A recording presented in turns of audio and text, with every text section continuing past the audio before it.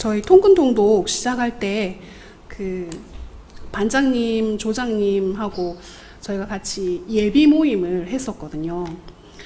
그때 예비 모임을 하면서 저희가 기도한 것이 있는데,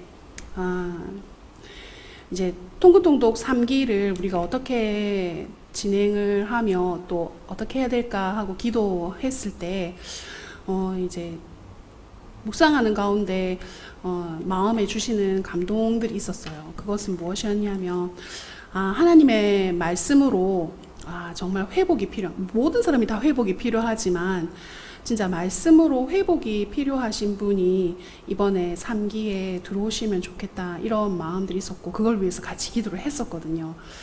그런데 하나님께서 그렇게 우리 통근통독 3기 가운데 그렇게 역사해 주시는 것 같아요. 또 우리가 이 통근통독이 끝나고 나면 16주 저희가 강의 듣게 되어지면 90일 저희가 성경을 일독을 하게 되거든요.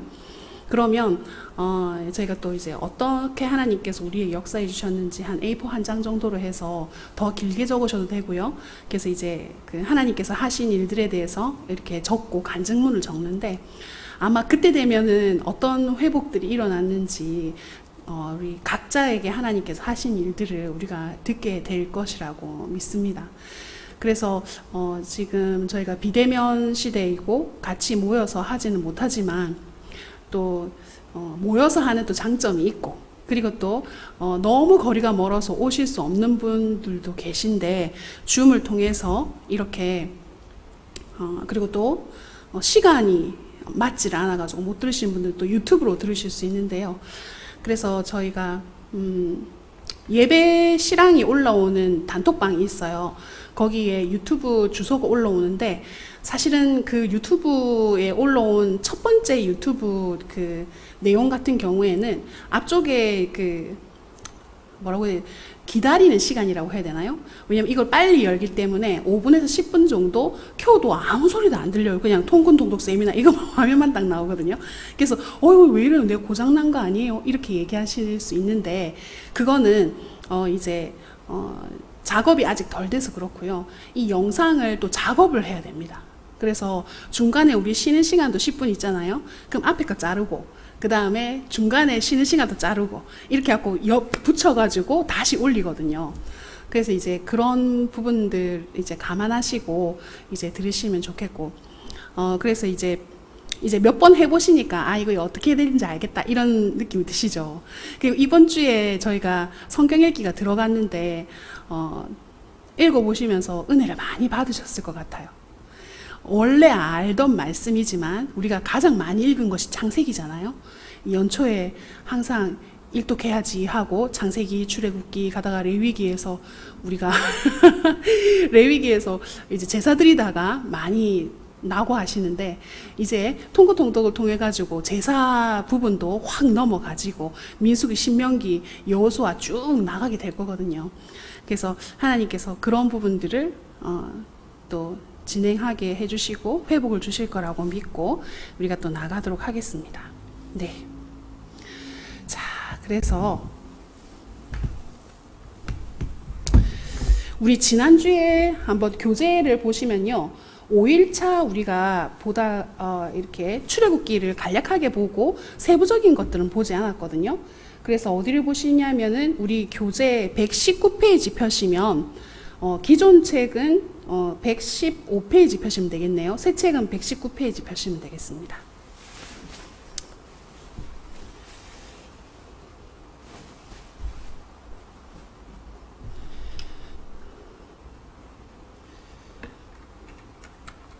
자, 거기 보시면은 출애굽기 우리가 나와 있는 부분 있잖아요. 예, 그거를 우리가 한번 보실 텐데, 잠깐만요.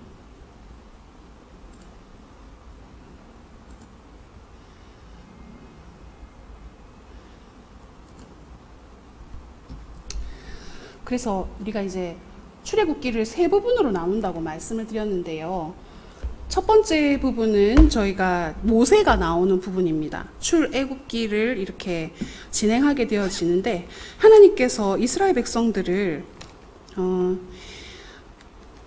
회복하는 부분들을 아브라함의 언약을 통해 가지고 말씀해 주셨잖아요. 여러분 아브라함의 그 조인 언약식 해서 창세기에서 이제 그 15장에 보면은 그런 부분들이 나오는데요. 그 말씀을 통해서 아브라함에게 하나님의 나라를 회복시키시는 약속을 주시면서 여러분 나라를 구성하는 것이 세 가지가 있었잖아요. 기억나시죠? 땅, 그 다음에 국민, 주권 이렇게 해서 세 가지를 회복시키시는데 그 내용들이 출애굽기에 이제 나와요. 그래서 하나님께서는 야곱의 70인의 식구들을 야곱의 가족 있잖아요. 70인을 애굽에 보내셔서 그 애굽에 있는 고센 땅에서 이제는 나라로 만들어 주시는 거죠. 그래서 한 민족이 되어져서 60만 대군이 남자만 이렇게 출애굽하게 되어집니다. 그러면은 한 집에 남자만 있는 건 아니잖아요. 가족 수를 합하면 한 집에 4명만 하더라도 여러분 계산해 보면 엄청난 수라는 걸 알게 되시겠죠. 그래서 하나님께서는 민족, 이제는 한 사람의 아브라함에게 약속하셨던 것을 이제는 민족에게 하나님께서 이스라엘 백성의 민족으로 만드셔가지고 이제 가나안 땅에 약속의 땅으로 갈 준비들을 하게 되시는데요. 그래서 하나님께서 회복시키시는 여러 가지 부분들을 우리가 이 출애굽기를 통해 가지고 그 의미들을 살펴볼 것입니다.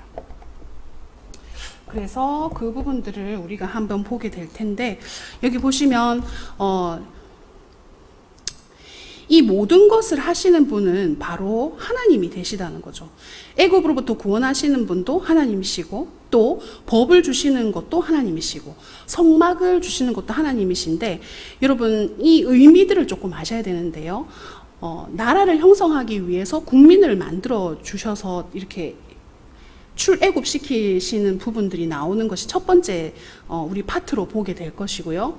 두 번째는 이미 하나님의 백성을 삼으시려고 출애굽한 이스라엘 백성들에게 무엇을 주시냐, 하나님의 백성으로 어떻게 살아가야 하는지에 대한 법을 주시는 거죠. 시내산 언약이라고 하잖아요. 그 법에 대한 내용들을 19장부터 24장까지 주실 거고요. 그리고 여러분 에덴 동산에서 하나님께서 선악을 알게 하는 그 나무를 따먹지 말라고 하셨잖아요. 그런데 아담과 하와가 따먹음으로 말미암아서 이 언약이 깨어지게 되죠. 하나님과의 관계가 깨어지게 됐잖아요. 근데 그 깨어진 관계를 통해서 아담과 하와는 에덴 동산에서 추방하게 되죠. 그러니까 하나님과의 관계가 끊어지게 되니까 하나님은 그 관계를 회복시키고자 하시거든요. 그러면 죄에 있는 인간이 하나님께로 나오는 방법을 하나님께서 마련해 주신 것이 성막이라고 보시면 됩니다. 그래서 성막을 통해서 하나님께서는 다시 아담과 하와를 통해서 깨어진 관계를 회복시키신다. 이렇게 보시면 되겠습니다. 자, 그래서 119페이지에서 우리가 이것들을 보았는데요. 여러분, 요 중간에 쭉 우리가 벌써 이제 출애굽기를 읽으셨는데요. 하나님께서는 애굽 땅에서 하신 일들이 121페이지, 우리 교재는 121페이지고요. 기존 교재는 117페이지 보시면 되겠네요. 하나님께서는 애굽 땅에서 하신 일이 있습니다. 어떤 일을 하셨는가? 여기 보시면은 애굽으로부터 구원하시는 하나님 굵은 글자 보이시죠? 그 바로 밑에 보면은 가로 1번 해가지고 1장 히브리 민족의 형성 요거 나오는 거 보십니까? 예. 여기에 보시면 70인의 야곱의 가족은 430년이라는 긴 세월 동안 약 250만 명, 예, 이렇게 수치를 통해 가지고 히브리 민족이 되어지는데요. 하나님의 나라는 이 족장이라는 가족 중심의 공동체에서 민족의 공동체로 형성하게 되어진다는 거죠. 그래서 하나님께서 하나님 나라를 회복시키신다고 하셨을 때 어떤 측면을 보시면 되겠냐면 민족을 만들어 주셨다. 요 포커스로 보시면 되겠죠. 자, 그래서 그렇게 회복시키신 하나님은 누구를 통해서 이 일들을 하게 하시는가? 한 바닥 넘어가시면 새 책은 122페이지고요. 기존 책은 128페이지 보시면 되겠는데 거기에 보시면 하나님께서 모세를 준비하십니다. 여러분, 그 하나님 나라를 회복하고자 하신 하나님의 그러한 계획은 무엇으로부터 시작하는가? 정말 어떤 거창한 계획들을 이스라엘 백성들에게 이야기하시는 게 아니에요. 그 시작은 누구로부터 시작하느냐? 여러분, 출애굽기 처음에 딱 읽어보시면 누구 이야기부터 나옵니까? 모세 이야기부터 나오죠. 근데 그 모세가 언제부터 나오냐?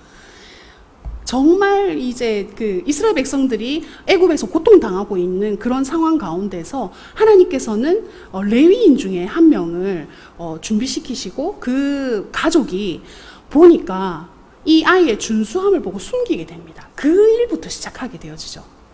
그러면서 하나님께서 이스라엘 백성들을 구원하려고 하는 그 시작은 무엇이냐?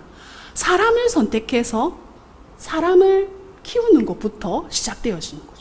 모세를 통해서 하나님께서 그 일을 하게 하시는데, 여러분, 모세가 어떻게 사용되어졌는지, 언제 사용되어졌는지, 어떤 때에 사용되어졌는지 그것을 보는 것이 우리에게는 어떤 교훈이 있어요.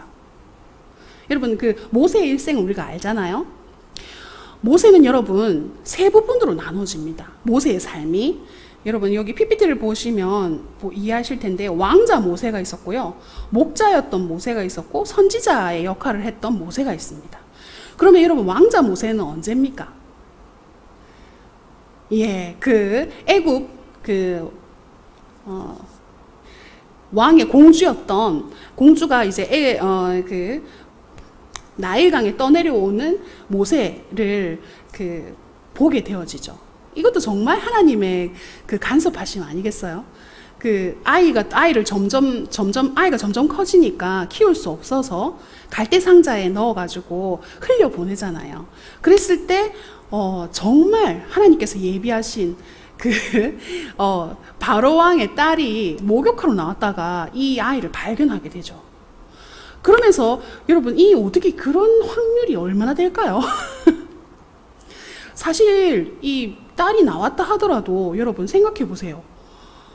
여러분, 우리가 약속을 정해도, 만나러 약속도 정하고 시간도 정하고 장소도 정했는데 못 만나는 일이 있습니까? 없습니까? 있잖아요. 그런데 이 모세랑 이 바로의 딸은 약속도 안 했는데 하나님께서 놀랍게 이렇게 만나게 하시잖아요. 그런 그 바로의 공주를 통해 가지고 모세는 왕의 교육을 받게 됩니다. 그러면 우리는 어떤 상상을 하느냐? 모세가 왕이 되어져서 이스라엘 백성들이 이끌면 되겠구나, 이렇게 생각하잖아요. 그런데 이 D.L. 무디 아시죠?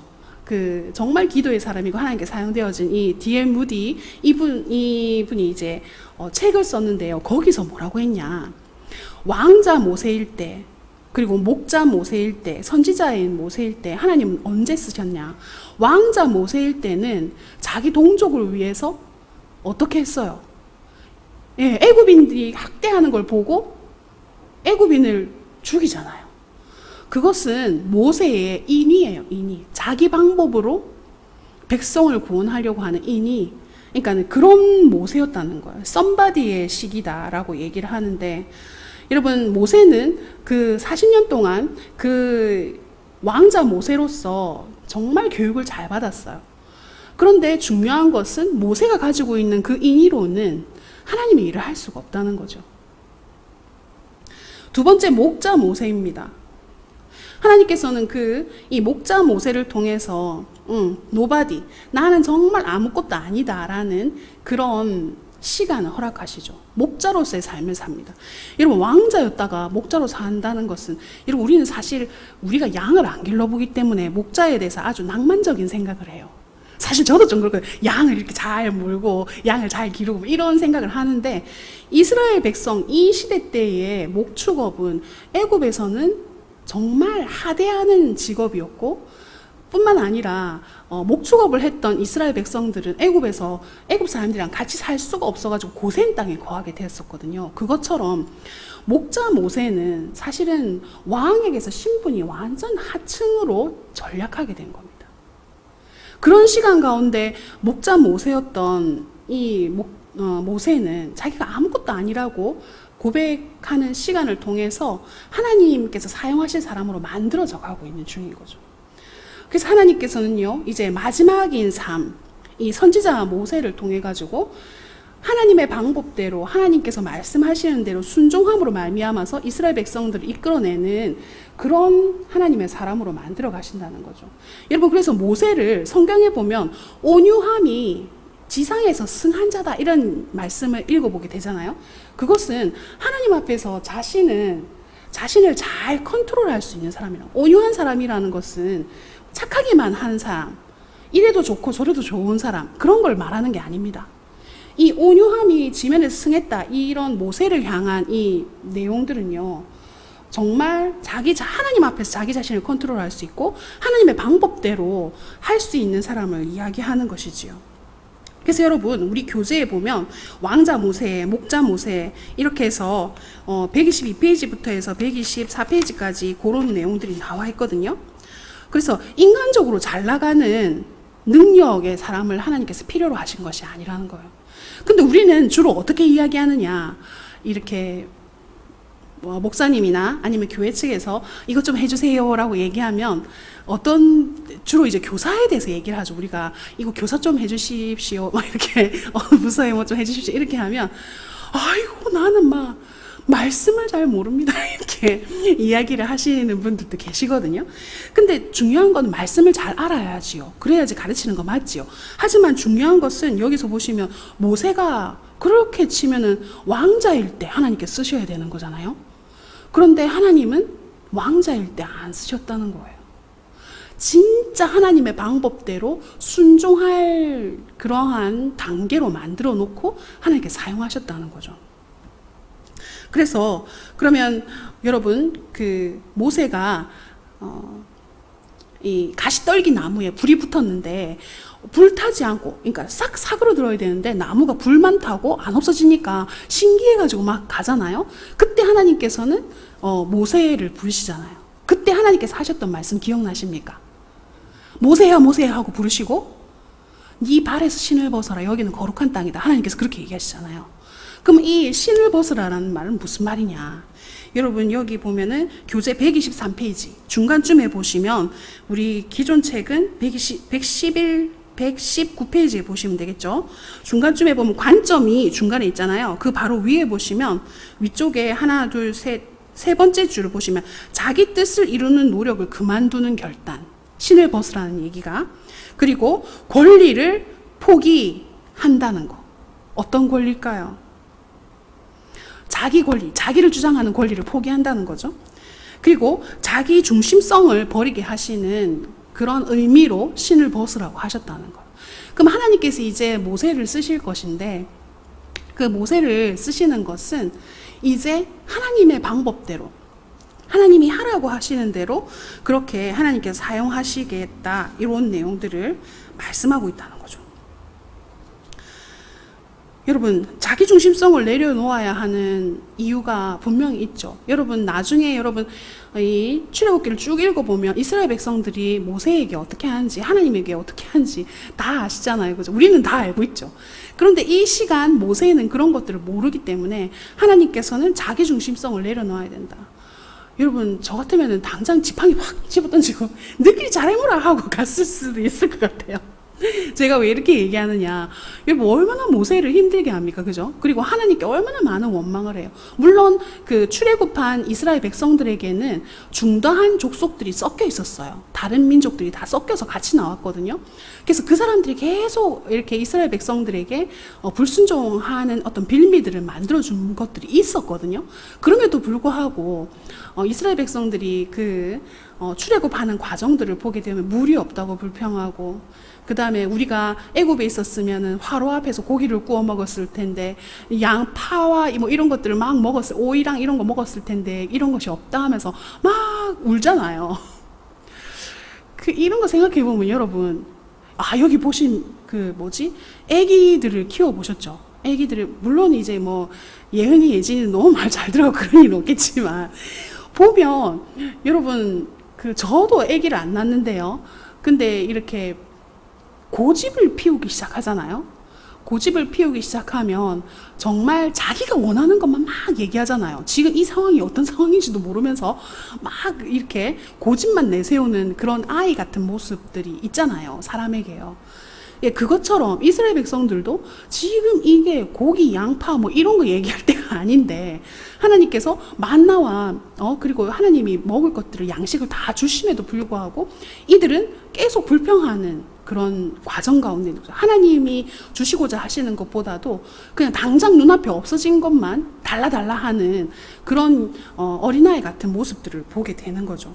그런 과정 가운데서 하나님께서는 모세의 그 온유함, 그리고 또 자기 신을 벗어야만 하나님께 사용되어질 수 있는 사람으로 준비시켜 나가시는 것들을 우리가 볼 수 있게 됩니다. 그래서 그런 모세를 통해서 하나님께서는요, 열 재앙을 통해 가지고 이스라엘 백성들을 출애굽시키시는 거죠. 근데 여러분, 이 열 재앙이 주는 의미가, 여러분 신앙생활 많이 하신 분들은 열 재앙이 뭔지 다 외우시잖아요. 근데 이 열 재앙이 주는 이유가 뭘까? 하나님께서 왜 열 재앙을 내리신 이후에야 이스라엘 백성들을 이끄시냐면요, 우리 교재 125페이지, 기존 책은 121페이지 보시면 되는데요. 자, 여기 보시면 10가지 재앙이 주는 그런 내용들이 있습니다. 여러분 125페이지 부분에도 나오는데 한 페이지 넘겨가시면 126페이지에 보면 10가지 재앙에 관련된 애굽 신들 해가지고 표가 나와 있어요. 제일 상단에 보면요. 저도 이 글자가 가물가물한데요. 글자가 작아가지고요. 그렇긴 한데 여러분 이 피, 개구리, 그 다음에 이 파리, 가축, 악질 뭐 이런 내용들이 우박, 뭐 메뚜기 뭐 이렇게 다 이렇게 장자의 모습 이런 것들 다 나오는데요. 결국에는 하나님께서 이것들을 통해서 무엇을 하고자 하시는가? 여러분 보시면요, 이스라엘 백성들이 노예 생활을 한다고 하나님을 잊었습니다. 그래서 하나님께서는 하나님의 존재가 어떠한 분이신지를 알려주신 거예요. 왜요? 이 열재앙 같은 경우에는 애굽의 신들을 벌하는 그런 의미를 가지고 있거든요. 그래서 애굽의 신과 하나님이 벌하는 열재앙하고 연관성이 있어요. 여러분 애굽 사람들은 나일 강을 신으로 섬깁니다. 왜냐하면은 거기서 풍요로움이 나온다고 생각하거든요. 그러니까 나일 강을 피로 만드신 거예요. 그런 것처럼 한 재앙 한 재앙마다 하나님께서는 애굽 사람의 신을 벌하는 그들보다도 더 뛰어난 하나님이시라는 것을 보여주시는 거라는 거죠. 왜 하나님께서 이렇게 하시는가? 여러분 노예로 살았던 사람들은 노예의 근성들이 있습니다. 노예 근성 알죠? 근데 그런 근성들을 가지고 하나님의 백성으로서의 역할을 하기에는 하나님의 그 변화가 필요한 거죠. 그래서 하나님을 잊었던 그들에게 하나님의 존재가 어떠한 분이신지를 알려주셨고요. 그리고 모르고 있었습니다. 진짜 하나님이 참 왕이라는 것을 그들은 모르고 있었어요. 왜요? 그들을 압제하고 이렇게 못살게 구는 애굽 왕이 더 크게 보이는 거죠. 이스라엘 백성들에게는. 그렇기 때문에 여러분 왜 이렇게 우리가 유추할 수 있느냐, 하나님께서 모세를 보내어가지고 출애굽시키신다는 이야기를 이스라엘 백성들이 다 들었어요. 그런데 여러분 바로 보내줍니까? 바로 조금 라임이 있네요. 바로 안 보내주잖아요. 이스라엘 백성들이 열재앙이 나올 때까지 절대로 안 보내주는 그 바로의 그런 것들을 보면서 이스라엘 백성들은 하나님의 약속을 기대하고 인내하고 이랬지 않았어요. 어떻게 했습니까? 바로가 집도 안 주면서 벽돌을 만들어 하니까 어떻게 했어요? 너희가 바로한테 우리에게 미운 털이 박히겠다 이렇게 얘기를 해요. 그건 하나님의 약속을 믿는다는 얘기입니까? 안 믿는다는 얘기입니까? 하나님의 약속은 약속이고 당장 우리는 너무 괴로워 죽겠다 이건 거예요.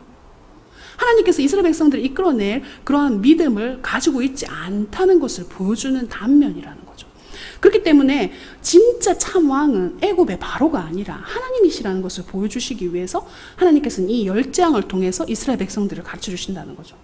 그리고 이방신을 섬기고 있었던 그들에게 이방신을 버리고 누구를 섬기라는 겁니까? 유일하신 하나님을 섬기고 너희를 이끌어낼 하나님을 바라는 거죠. 그래서 여러분 하나님께서 계속 강조하시는 것은 출애굽기 25장 8절에도 내가 너희의 하나님이 되려고 너희를 애굽에서 이끌어냈다. 하나님께서 그렇게 얘기를 하시거든요. 그 말씀처럼 하나님께서 이 열재앙을 주시는 이유는 결국에는 하나님이 누구신지를 보여주시고 그들의 삶에 정말 유일한 구주가 누구이신지를 보여주시기 위해서 그렇게 하셨다는 거예요.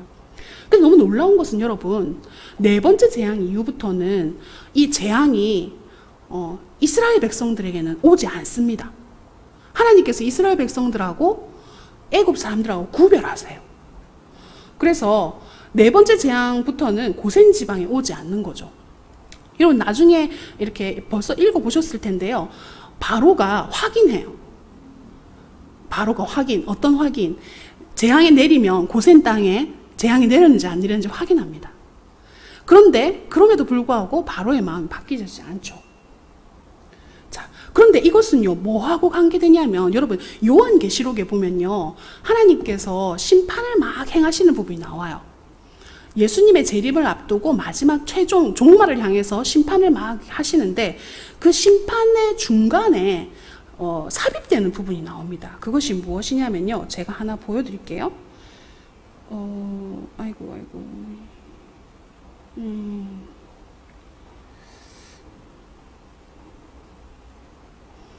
이게 저장을 해놓은 게 사라졌네요.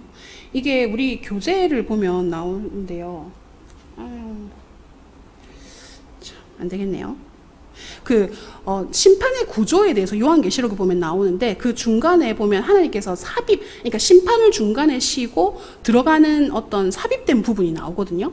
그 부분에 보면 하나님께서 그 천사들에게 예수님을 믿는 사람들에게 인을 마치게 합니다. 그건 뭐냐 하면은 예수님을 믿는 자에게 인을 맞게 하는 거죠. 그러면은 그 인을 맞은 자들에게는 심판이 임하지 않도록 그 벌이 임하지 않도록 넘어가게 하는. 이거 6월절하고 너무 비슷하잖아요. 6월절에 우리가 열 재앙 중에 제일 마지막 재앙이 뭐 장자의 죽음인데 그 6월절 제정을 하시면서 어린 양의 피를 좌우 문설주와 임방에 바르면 하나님께서 그 죽음의 사자가 넘어가게 되는 게 6월이잖아요. 그것처럼 여러분 이 네 번째 재앙부터는 이스라엘 백성하고 애굽 백성하고 이렇게 구분을 하신다는 거예요. 심판을. 그래서 이스라엘 백성들을 보호하시고 그리고 애굽 사람들에게는 심판이 내리게 하시거든요. 그것이 요한계시록에도 나온다는 거예요. 입 맞은 자에게는 하나님께서 심판이 임하지 않도록 하신다는 거예요. 그 중간에 그런 내용들이 나오거든요. 그래서 하나님께서 출애굽 때도 그렇게 하셨지만 요한계시록 우리가 이제 앞으로 예수님이 재림하시면 종말이 올 텐데 그 과정 가운데 그 심판 가운데도 동일하게 하나님의 백성과 백성이 아닌 사람을 구분하신다는 것이 요 모티브가 되어서 나온다는 거죠. 자, 그러는 가운데 우리가 좀 전에 얘기했던 6월절에 대한 부분들을 여러분 너무너무 멋지다고 해야 되나요? 진짜 하나님의 구원의 역사를 보게 되는 내용이 6월절이잖아요. 그래서 교재 126페이지에 보시면 6월절의 유래에 대해서 나옵니다. 금방 좀 전에 설명했던 것처럼 6월절은 어린 양의 피를 가지고 이렇게 좌우 문설주와 임방에 바르면 하나님께서 그 집은 죽음의 사자가 넘어가게 되는 걸 6월하게 되는 것이죠. 그리고 이 6월절에 무엇을 제정해 주십니까? 신약에서는 예수님께서 6월절 만찬에서 성만찬을 제정해 주시죠.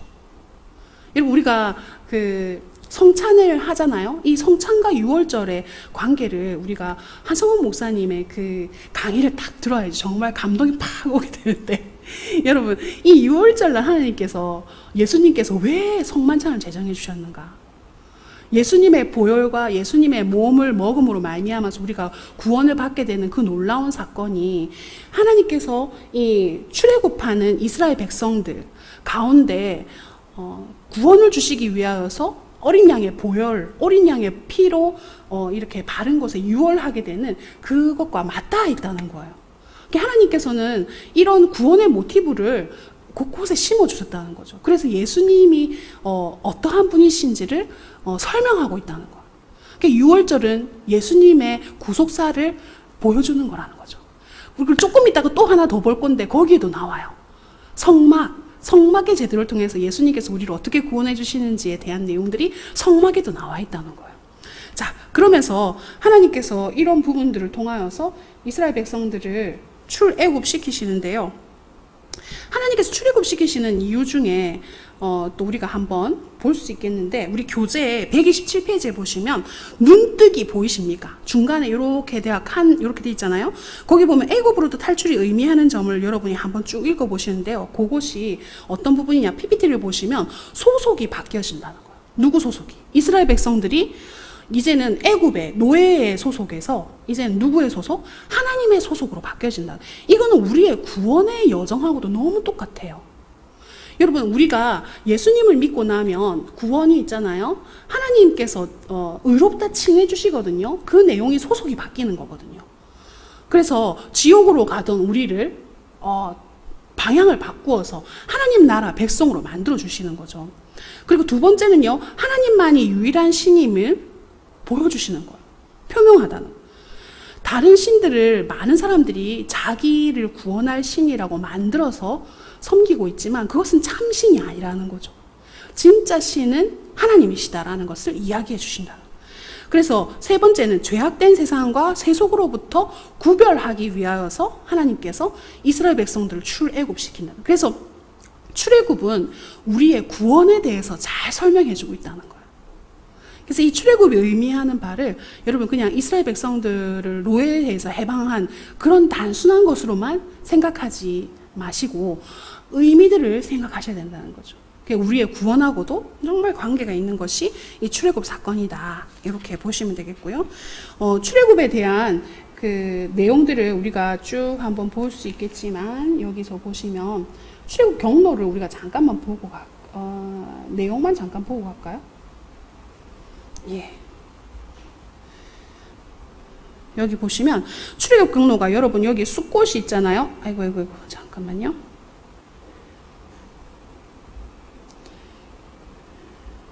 여기서 보시면 그 이스라엘 백성들이 여기서 애굽 땅에서 출애굽해서 나오는 부분들이 있고요. 요 지도가 우리 교재에 있어요. 127페이지에 있는 거 보이시죠? 예, 기존 책은 123페이지에 있는데요. 이렇게 이스라엘 백성들이 어떻게 나왔는지를 우리가 라암셋에서 숫곳으로 가고요. 그 다음에 홍해를 건너게 됩니다. 홍해를 건넌 것으로 추정하게 되죠. 그리고 이제 쓴물이 단물로 변했던 마라를 지나서 엘림을 지나서요. 자, 이 과정들을 잠깐만 빨리빨리 볼게요. 왜냐면 우리가 이 내용들을 또 자세히 볼 거라서 이렇게 에시온 게벨에서 가데스 바네아로 가게 되고요. 가데스 바네아에서 여러분 가장 중요한 것은 나중에 이스라엘 백성들이 지파별로 한 명씩 뽑아가지고 정탐꾼을 이렇게 하나님께서 우두머리를 나오라 그러시거든요. 그 지도자들을 보내는 것이 가데스 바네아입니다. 거기서 이렇게 정탐꾼들을 보내게 되어지는데요. 하솔까지 그들이 40일 동안 정탐을 하게 됩니다. 근데 그들의 반응이 참, 그죠? 10지파의 그 10지파 중에 10지파는 어떻게 했느냐. 우리는 정말 메뚜기 같다. 그 땅은 정말 적각골이 흐르는 땅이긴 하나 사람을 삼키는 그런 땅이다. 이렇게 얘기를 하죠. 근데 믿음의 눈을 가졌던 여호수아와 갈렙은 어떻게 이야기하냐면 그렇다 할지라도 그들은 우리의 밥이라 하나님께서 허락해 주시면 우리가 그들을 정복하겠다라는 그런 이야기를 하게 되죠. 그래서 정탐꾼의 여정을 따라서 이제 이스라엘 백성들이 그 10명의 정탐꾼의 영향을 받아가지고 반역을 하게 되죠. 그러면서 하나님께서는 이제 다시 그들을 광야 학교로 보내게 됩니다. 여러분, 하나님께서 광야 학교로 보내시는 이유는 그들의 삶을 다시금 회복하기 위한 하나님의 계획이라는 거예요. 자, 그렇게 해서 다시 에시온 게벨을 해서 다시 이렇게 지나가지고 나중에 결국에는 모압 평지에 이르게 되어지죠. 여러 해를 지나서 여기서 모세가 죽게 되어지는 출애굽 경로를 우리가 좀 지금 봤습니다. 자, 그런 가운데 이스라엘 백성들이 불평하는 그런 내용들이 계속 나오게 되는데요. 그럼에도 불구하고 하나님께서는 여러분 131페이지에 보시면 이 출애굽에 의미하는 바들을 우리가 조금 더 볼 수 있거든요.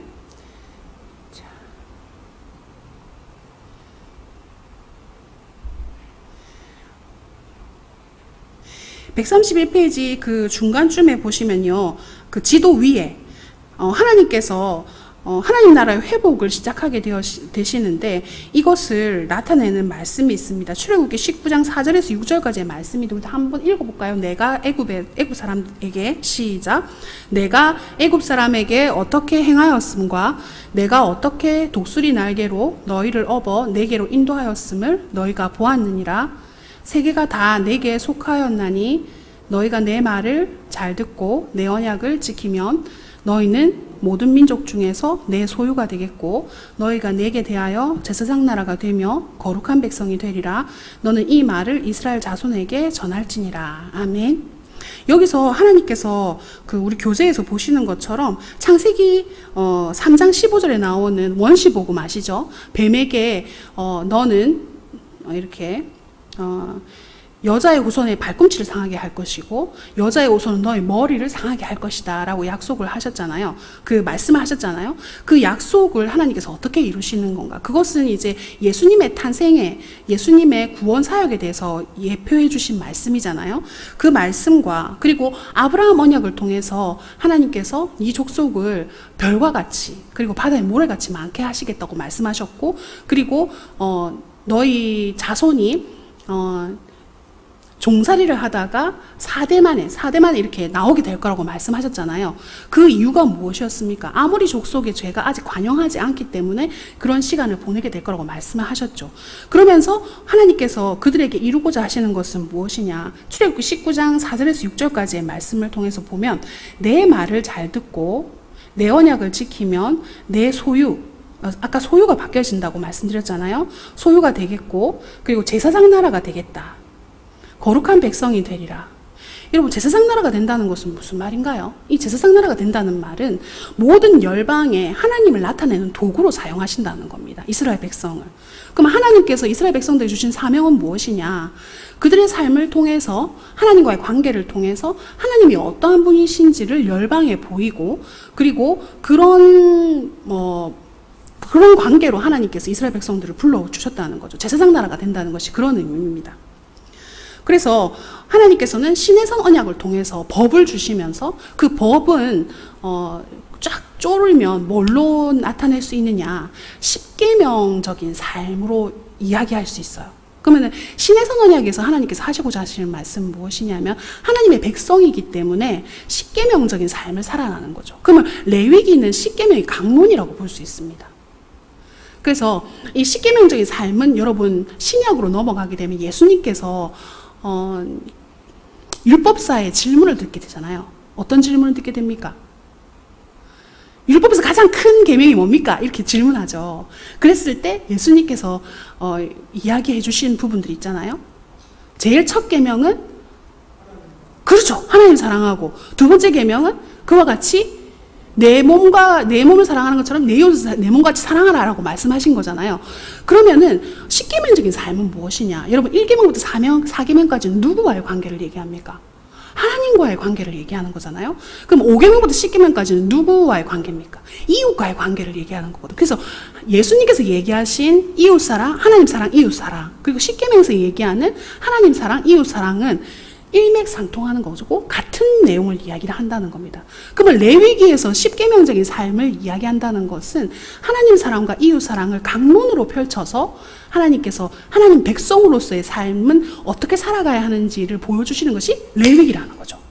그렇기 때문에 하나님께서는요 이 신해성 언약을 통해서 이 세 가지 여러분 교재 131페이지에 보시는 것처럼 창세기 3장 15절의 원시복음과 아브라함 언약과 신해성 언약을 통해서 하나님이 보여주시는 것은 결국엔 하나님과의 관계를 회복하려고 하는 하나님의 그 구원 계획을, 구속 계획을 보여주시는 거라는 거죠. 그래서 신해성 언약의 내용과 의미를 좀 정리해 보면요. 자, 봅시다. 정리해 볼게요. 예.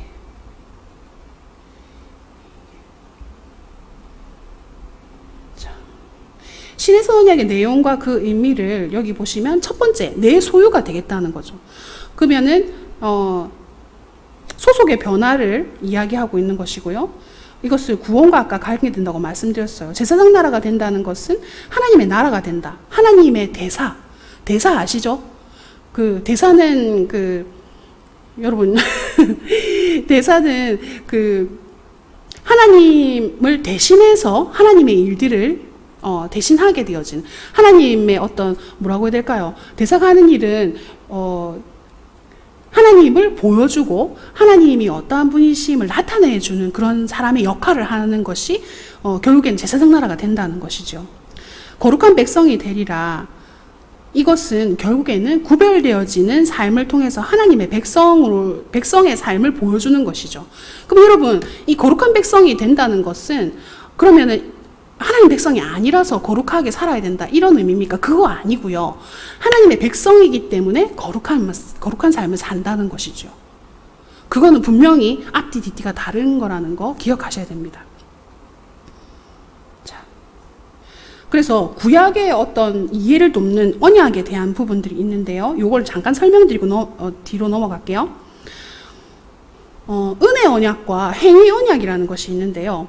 은혜 언약에 속해 있는 것은 이제 노아에게 하셨던 언약, 이 무지개를 보면 어떻게 하신다 했습니까? 다시는 내가 물로 멸하지 않겠다고 얘기하셨잖아요.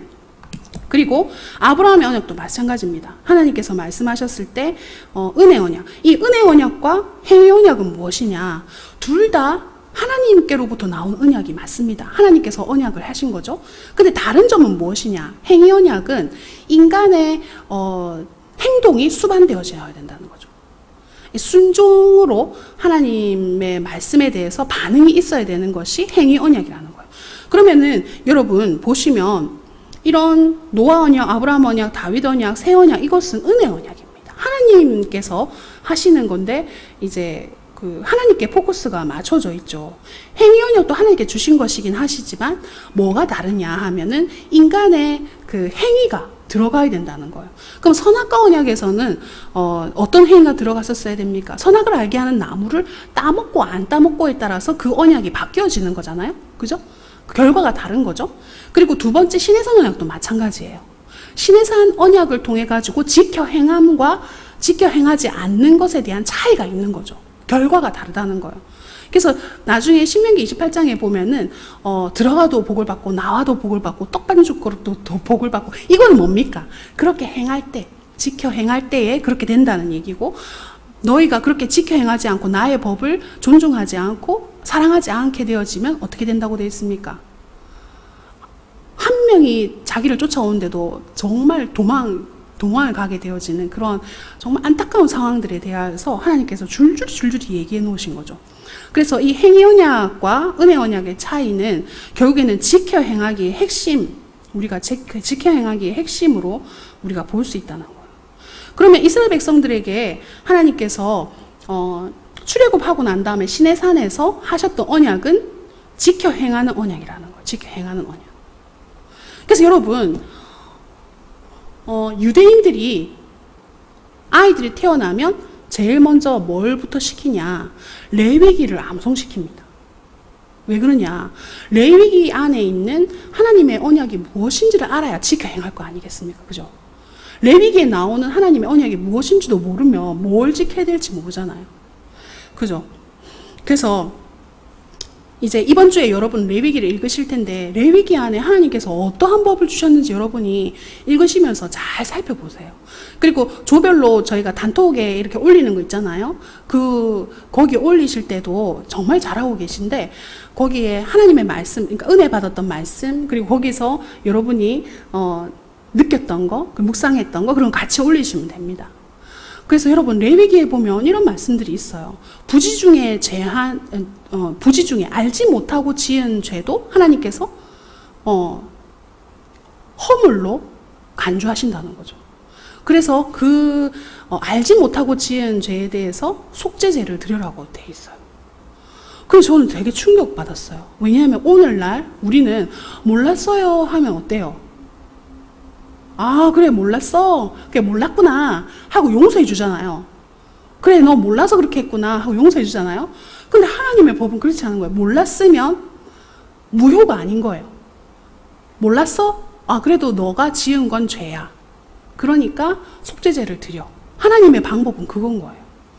그래서 제가, 정말 그런 생각이 들었어요. 나는 몰랐다는 걸로 얼마나 거기에 대해서 면죄부를 나에게 줬는지, 그런 생각을 그런 생각을 하게 되는 거예요. 내가 몰랐으니까 당연히 못하는 건 당연한 거야 라고 생각하면서 하나님의 법에 대해서 내가 안 지킨 거에 대해서는 그냥 괜찮은 걸로 생각을 했다는 거죠. 그런데 하나님의 말씀은 전혀 그렇지가 않다는 겁니다. 그래서 이 지켜 행하기의 핵심, 지켜 행하기. 하나님께서는 신의 성 언약은 지켜 행하는 법이라는, 지켜 행하는 언약이라는 겁니다. 그러면은 지켜 행하기는 결과가 다릅니다. 행했을 때 행한 사람에게는 복, 행하지 않은 사람에게는 저주가 임하게 되는 거죠. 그래서 이 구약의 언약에 대하여서 우리가 이것을 이해하면 이것이 왜 이제 예수님의 시대까지 가서 예수님께서 십계명의 어떤 정신으로 요약되는 하나님 사랑, 이웃 사랑에 대해서 예수님께서 왜 이 부분을 이야기하시는지, 그리고 예수님이 복음서에 보시면 어떻게 행해야 되는지 산상수훈을 통해서 막 말씀하시잖아요. 그 내용에서도 이것이 연결되어지는 부분들이 있습니다. 그래서 그 부분들을 우리가 잘 이해하실 수가 있게 되겠는데요. 그러면서 132페이지에 보시면 여러분 아까 우리가 이야기했던 내 소유가 되겠고 제사장 나라가 되겠고 거룩한 백성이 된다는 그 내용들을 신의 산 언약을 통해서 기억하시라는 거죠. 하나님은 이렇게 하시려고 이스라엘 백성들을 출애굽시키셨고 신의 산에서 하나님께서 하나님의 백성으로서의 법을 주셨다라는 거죠. 여러분 신의 산 언약에서 신의 산에 모세가 하나님의 법을 받으러 갔을 때 여러분 어떤 일들이 벌어집니까?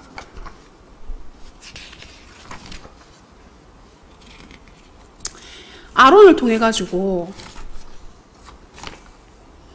십계명을 받으러 갔을 때 아론을 통해서 이제 금송아지를 만들게 되는 그런 정말 안타까운 일들이 벌어지게 되잖아요.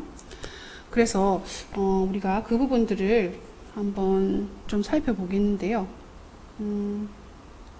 자, 십계명이 주는 아까 우리가 십계명에 대한 부분들을 우리가 잠깐 봤는데요.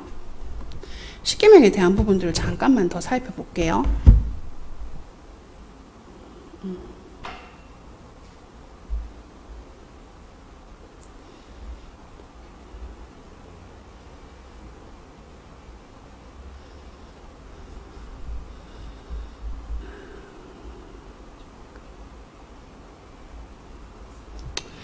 관계성으로 보는 기독교의 영성이라고 해가지고 우리가 좀 살펴볼 텐데요.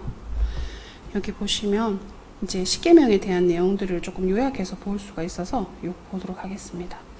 아까 우리가 구두로 설명드렸던 것처럼 1계명부터 4계명까지는 하나님과의 관계에 대한 말씀을 하고 있고요. 그것은 제사장적인 영성이다. 왜냐하면은 하나님과의 관계를 바르게 하는 것이고 예배와 관계된 부분이기 때문에 그렇다라고 우리가 볼 수 있고요.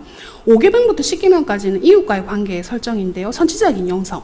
이것은 이웃과의 사랑, 그리고 우리가 하나님과의 관계로 말미암아서 회복해야 될 이렇게 흩어지는 영성이라고도 볼 수 있는데요. 그래서 제사장적인 영성은 모이는 교회로 우리가 표현할 수 있습니다. 그래서 성막의 제사와 예배의 정신과 관계되어 있는 부분이고요. 선지자적인 영성은 이웃과의 관계, 흩어지는 교회. 그것은 무엇입니까? 이런 모여서 우리가 예배 드렸으면 바깥으로 이웃 사랑을 실천해야 되잖아요. 그래서 흩어지는 교회로. 그리고 또 예수님께서 말씀하셨던 것처럼 가서 제사를 삼는 그런 부분까지 이제 연결해서 우리가 볼 수 있겠죠. 그래서 출애굽기 20장 2절에 보면 나는 너를 애굽 땅 종되었던 집에서 인도하여 낸 내 하나님 여호와니라 라고 말씀하심으로 말미암아서 하나님께서는 하나님의 백성으로서의 삶에서 삶을 살게 하시려고 이스라엘 종되었던 집에서 이렇게 인도한 하나님이시다라는 것을 말씀하고 있다는 거죠. 그래서 레위기 11장에 보면 이런 말씀을 하고 있는데요. 11장 45절에 나는 너희 하나님이 되려고 너희를 애굽 땅에서 인도해낸 여호와라. 내가 거룩하니 너희도 거룩할지어다. 같은 말씀을 하고 있는데 여기에 더 첨가된 것은 내가 거룩하니 너희도 거룩하라. 하나님께서 이스라엘 백성들이 요구하신 것은 거룩한 삶을 얘기하셨다는 거죠. 거룩한 삶. 그래서 우리에게도 이제 이 하나님과의 관계에 있어서 성화적인 삶을 산다는 것은 결국에는 무엇이냐? 하나님과의 관계뿐만이 아니라 이웃과의 관계를 통해서 우리가 지켜 행하는 삶으로 하나님께서 우리를 불러주셨다는 것을 우리가 알 수 있게 됩니다. 자, 이제 그래서 우리가 성막을 설계해 주신 하나님에 대하여서 우리가 볼 텐데요. 페이지 141페이지 보시면 성막에 대한 내용들이 나옵니다. 141페이지 하나님께서 하나님께 성막을 주시는 이유들을 우리가 한번 볼게요.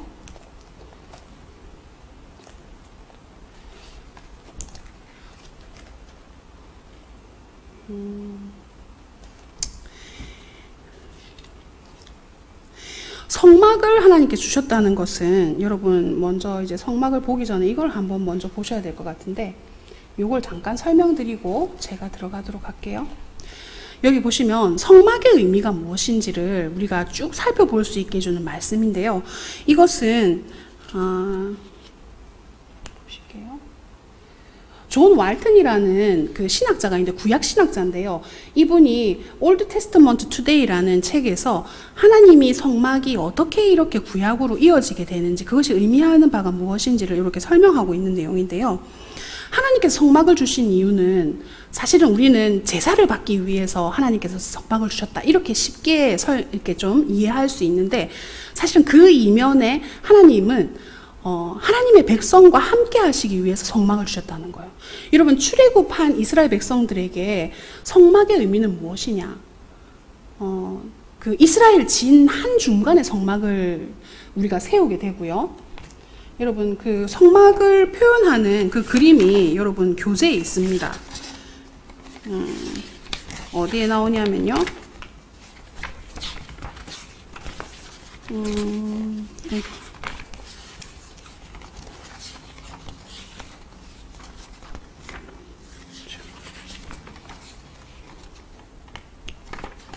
성막이 한 중간에 있고 그 이스라엘 백성의 진들이 동서남북으로 흩어져 가지고 십자 모양으로 이렇게 진군을 하게 되거든요.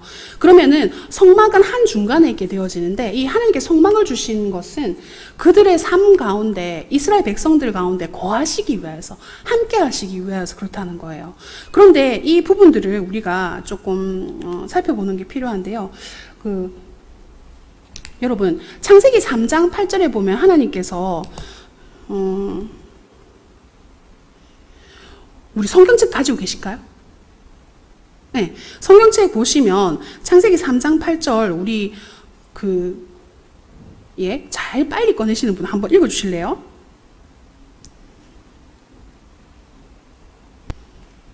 예, 숨은지라 이렇게 돼 있죠. 창세기 3장 8절을 통해 가지고 여기 보시면 하나님께서 아담과 하와와 동산에 함께 거니셨다는 것을 우리가 알 수 있게 됩니다. 그래서 에덴에서 하나님께서는 임마누엘로 하나님의 백성과 함께 해주셨는데 특별히 아담과 하와와 이렇게 함께 해주셨는데 그 첫 번째 원형이 되는 것이 에덴이라는 거죠. 그러면은 성막을 하나님께서 짓게 하셨을 때 출애굽기 25장 8절에 여기 보시면 내가는 여기 하나님이시잖아요. 하나님이 그들이란 것은 이스라엘 백성들 중에 거할 성소를 그들이 하나님을 위해서 지어라는 거죠. 그러면 하나님께 성소를 짓게 하는 이유는 무엇이냐? 하나님이 거기에 거하시려고 이스라엘 백성과 거하시려고 지으라고 하셨다는 거죠. 그러면 여러분 성전에 대해서는 열왕기상 8장의 내용인데요. 서민호 집사님 한번 읽어주실래요? 8장 다 읽기는 그렇다 그죠? 그러면 여긴 제가 설명드릴게요. 열왕기상에 보시면 성전에서 하나님께서 임마누엘 하시려고 이스라엘 백성들과 성전은 나중에 우리가 또 볼 수 있게 되겠지만 열왕기상 8장에 보면 솔로몬이 성전을 짓게 되잖아요. 그러면은 이 다윗도 성전을 지으려고 했는데 다윗은 못 짓는데 솔로몬을 통해서 짓게 하시겠다고 말씀하셨는데요. 거기 8장에 보면 하나님께서 그 성전에서도 제사를 드리는데 제사를 드리는 것이 목적이라기보다는 제사를 드리는 것은 하나님을 만나기 위한 목적이에요. 왜요? 죄에 있는 인간이 하나님을 만날 수 없기 때문에 성전에서 제사를 드림으로 말미암아서 하나님과의 관계를 이렇게 하나님께서 열어주신 거죠. 죄에 있는 인간이 하나님 앞에 나올 수 있도록. 그래서 이 성전에서도 하나님께서는 이 임마누엘, 결국에는 하나님의 백성과 함께 하시기 위한 방법들을 보여주신 것이 성전이라는 거죠. 그럼 여러분 이사야 7장 8절 한번 서민호 집사님 한번 읽어주시겠어요? 이사야 7장 8절에 보시면 이제 그런 내용이 있죠. 요거가 말씀이 다른데 제가 다시 찾아가지고 말씀드릴게요. 그래서 구원자의 이름을 임마누엘이라 하리라 라고 얘기하셨던 부분, 이제 메시아에 대한 부분에 대해서 이야기하시면서 임마누엘에 대한 이야기를 하시는 거거든요. 자, 그리고 난 다음에 다섯 번째는 하나님의 영광이 성전을 떠나는 에스겔 10장 18절의 말씀인데, 이건 나중에 우리가 한번 포로기 때에 한번 살펴볼 텐데, 하나님의 영광이 성전을 떠나는 환상을 에스겔이 보게 됩니다. 그래서 입제가 어디로 이동하게 되느냐, 이스라엘 백성들이 포로로 끌려갔던 에스겔이 봤던 환상을 봤더니 아하와 강에서 그렇게 환상을 보게 되는데요.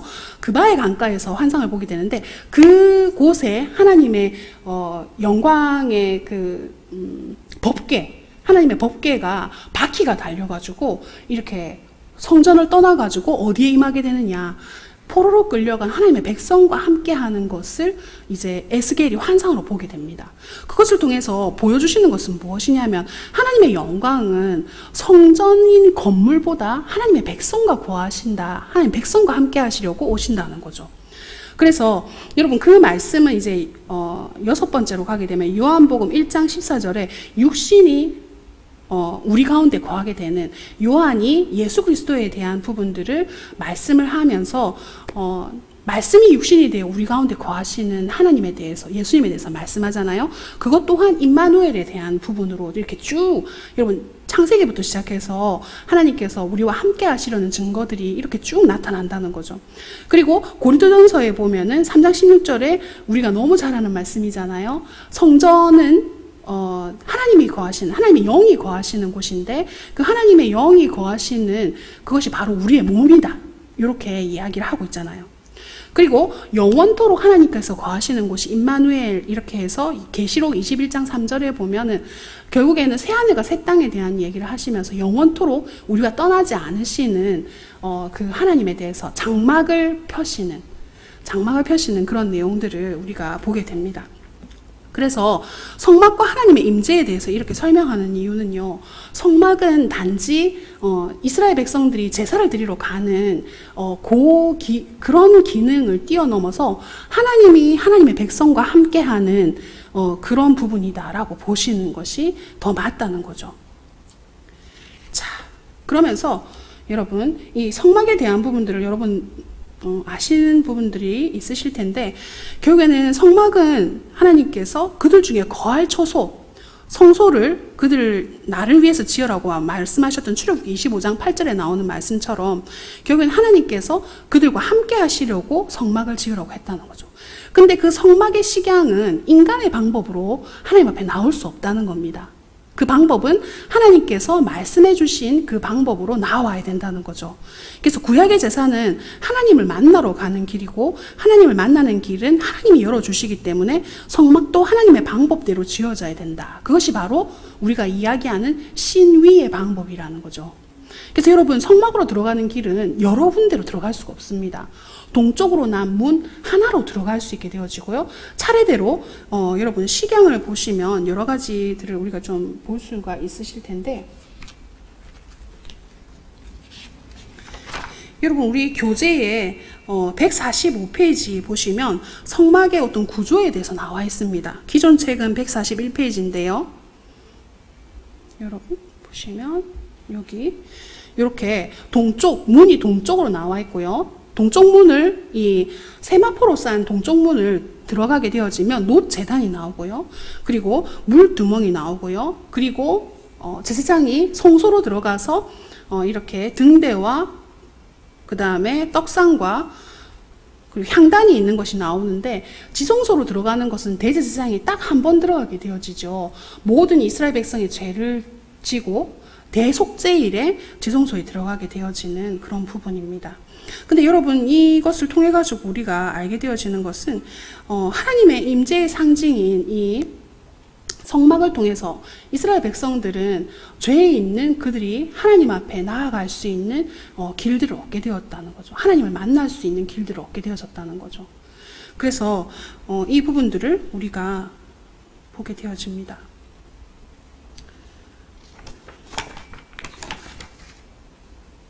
그런데 여러분, 아까 제가 잠깐 설명드리면서 이렇게 시내산 언약을 받으러 간 모세가 내려오지 않게 되자 아론에게 이스라엘 백성들은 무엇을 요구하게 됩니까? 하나님을 만나러 간 이 모세는 어떻게 됐는지 모르겠으니 우리를 인도할 신을 만들어라, 이렇게 얘기하잖아요. 그래서 금송아지를 만들게 되어지는 그런 일들을 하게 됩니다. 여러분, 144페이지에 보면 그 내용들이 나오잖아요. 새 책은 144페이지고요. 기존 책은 140페이지인데 여기 보시면은 금송아지를 만들어 놓고 아론이 하는 이야기가 무엇이냐면, 여러분, 아론이 모세가 내려왔을 때 어떻게 된 일이냐라고 모세가 물으니까 백성이 이렇게 해서 이 신을 만들으라고 했다. 그러면서 금을 다 내어 놓았더니 금을 불에다 던졌더니 이 금송아지가 나왔다. 이렇게 얘기를 하는 겁니다. 정말 말도 안 되는 말이죠. 그런데 그렇게 이야기를 하고는 성경의 말씀을 보면 하나님께서 아론이 했던 그 일들이 백성을 방자하게 만들었다, 이렇게 합니다. 그 내용은 무엇이냐? 결국에는 아론이 그 백성들의 하는 그런 행위들을 용납해 줬다는 거죠. 그래서 여러분, 이 지도자의 위치에서 얼마만큼 이 백성을 향하여서 정말 하나님의 말씀을 잘 가르치고 법도를 지키게 하는 것이 얼마나 중요한지 알게 되어지는 것이죠. 아론의 용납함을 통해 가지고 이스라엘 백성들도 범죄하게 될 수밖에 없어. 정말 기준을 이야기해 줘야 되는데 그렇게 하지 못했다는 거죠. 그래서 정말 이제 두렵고 떨림으로 하나님의 말씀을 가르쳐야 되겠구나, 이런 생각들을 참 많이 하게 됩니다. 진짜 하나님이 원하시는 것이 무엇인지를 이야기를 해야 된다는 거죠. 자, 그렇게 우리가 보면서 잠깐 10분 쉬고 레위기로 들어가도록 하겠습니다. 자, 이제 저희가 또 들어가 볼게요. 아직 안 오신 분들이 있는데 시간이 없어서 들어가야 될 것 같습니다. 자, 보시면 아까 우리 성막과 하나님의 임재 가운데서 아까 이사야 7장 8절이라고 했는데 7장 14절입니다. 예. 14절요. 예. 14절 제가 한번 읽어 드릴게요. 예, 그러므로 주께서 친히 징조를 너희에게 주실 것이라. 보라, 처녀가 잉태하여 아들을 낳을 것이요 그 이름을 임마누엘이라 하리라. 너무 잘 아시는 말씀이잖아요. 그래서 이제 메시아를 주실 텐데 그 메시아에 대한 징조가 처녀가 잉태하여 아들을 낳을 것이고 그 이름을 임마누엘이라 하리라. 요 말씀을 통해 가지고 성막과 하나님과의 임재가 어떻게 쭉 이렇게 연결되어지는지, 하나님이 에덴에서부터 요한계시록까지 얼마나 우리와 함께 하고자 하시는지에 대한 내용들이 이렇게 창세기부터 쭉 말씀이 나와 있다는 거예요. 자, 그러면 우리가 이제 레위기로 가도록 하겠습니다. 자, 우리 교재는 146페이지 보시면 레위기 나와 있지요. 자, 여기 레위기 보시면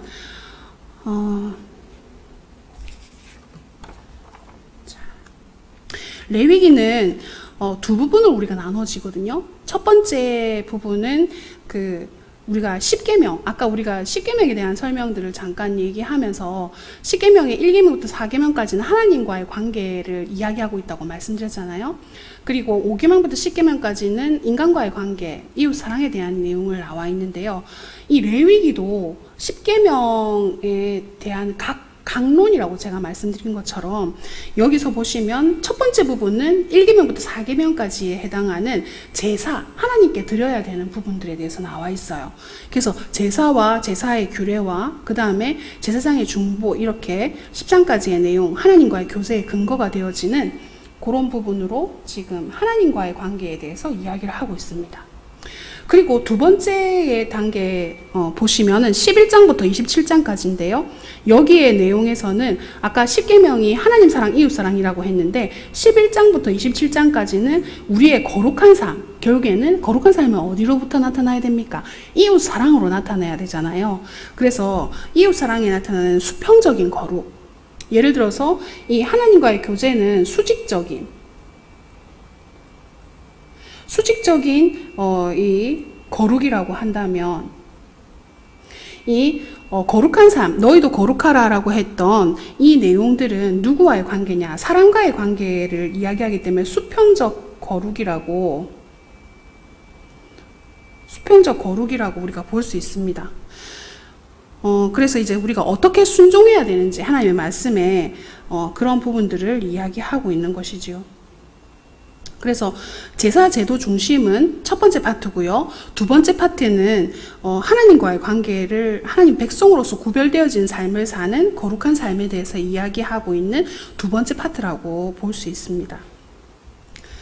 자, 이렇게 우리가 사람이 지켜야 할 규례와 이런 내용들에 대하여서 이웃사랑, 그러니까는 확 쪼리면 하나님 사랑, 이웃사랑 이렇게 되어진다는 거 기억하시겠죠?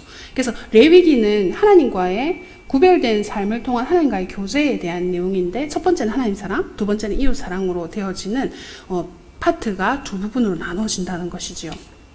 자, 이렇게 해서 우리가 레위기를 살펴볼 텐데, 자, 레위기에 나와 있는 것 중에서 여러분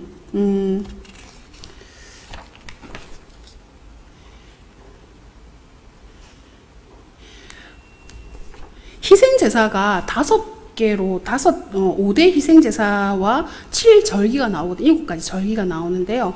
그 5가지 희생제사를 잘 요약해 놓은 것이 여러분, 우리 교재 보시면 151페이지에 나와 있습니다. 151페이지에 보면은 희생제사에 대한 내용이 요약으로 잘 나와 있는데, 여러분 글자가 좀 잘 보이세요? 저는 좀 잘 안 보이더라고요. 그래가지고 요 앞에 제가 프린터물 하나 놔뒀는데 우리 호영아 집사님 다 나눠주셨거든요. 여기 보시면 그나마 조금 이게 보이는데, 이것을 통해서 우리가 좀 살펴볼 게 있어요. 무엇이면 5가지 희생제사니까는 명칭을 보시면 제일 상단에 보시면 명칭이 나오잖아요. 그 명칭은 번제, 소제, 화목제, 속제제, 속건제 이렇게 5가지입니다. 5가지 제사로 되어 있는데요. 이 5가지 제사를 어떻게 우리가 조금 볼 것이냐. 자, 우리가 다른 여러 가지들을 좀 볼 수 있겠지만, 잠깐만요.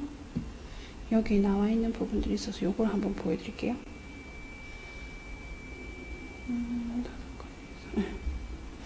이 5가지 제사가 이렇게 아까 우리 번제, 소제, 화목제, 속제제, 속건제 이렇게 해서 5가지 제사가 나오는데요. 이 5가지 제사에서 여러분 다른 것들을 좀 우리가 많이 살펴볼 수 있겠지만, 명칭, 본문, 제물, 제사 방식, 시기, 그 다음에 나오는 것이 헌제자의 행위잖아요. 헌제자의 행위 보이십니까? 네, 제일 상단에 나눠주신 도표 보시면 됩니다. 헌제자의 행위, 거기에 보시면 여러분, 헌제자의 행위라는 것은 제사를 드리기 위해서 가지고 오는 사람, 그러니까 제사 드리는 사람이에요. 제사장 아니고요. 제사장의 행위는 헌제자의 행위 바로 옆에 있어요. 그죠? 그러면 여기서 우리가 조금 오해하기 쉬운 것들을 조금 타파하기 위해서 헌제자의 행위에 보면은 여러분 이렇게 설명하면 되게 좋을 것 같아요. 여러분, 제가 제사장입니다. 그럼 여러분이 이제 헌제자예요. 제사 드리러 왔어요. 그러면 제사 드리러 올 때 제일 첫 번째 하는 게 뭘까요?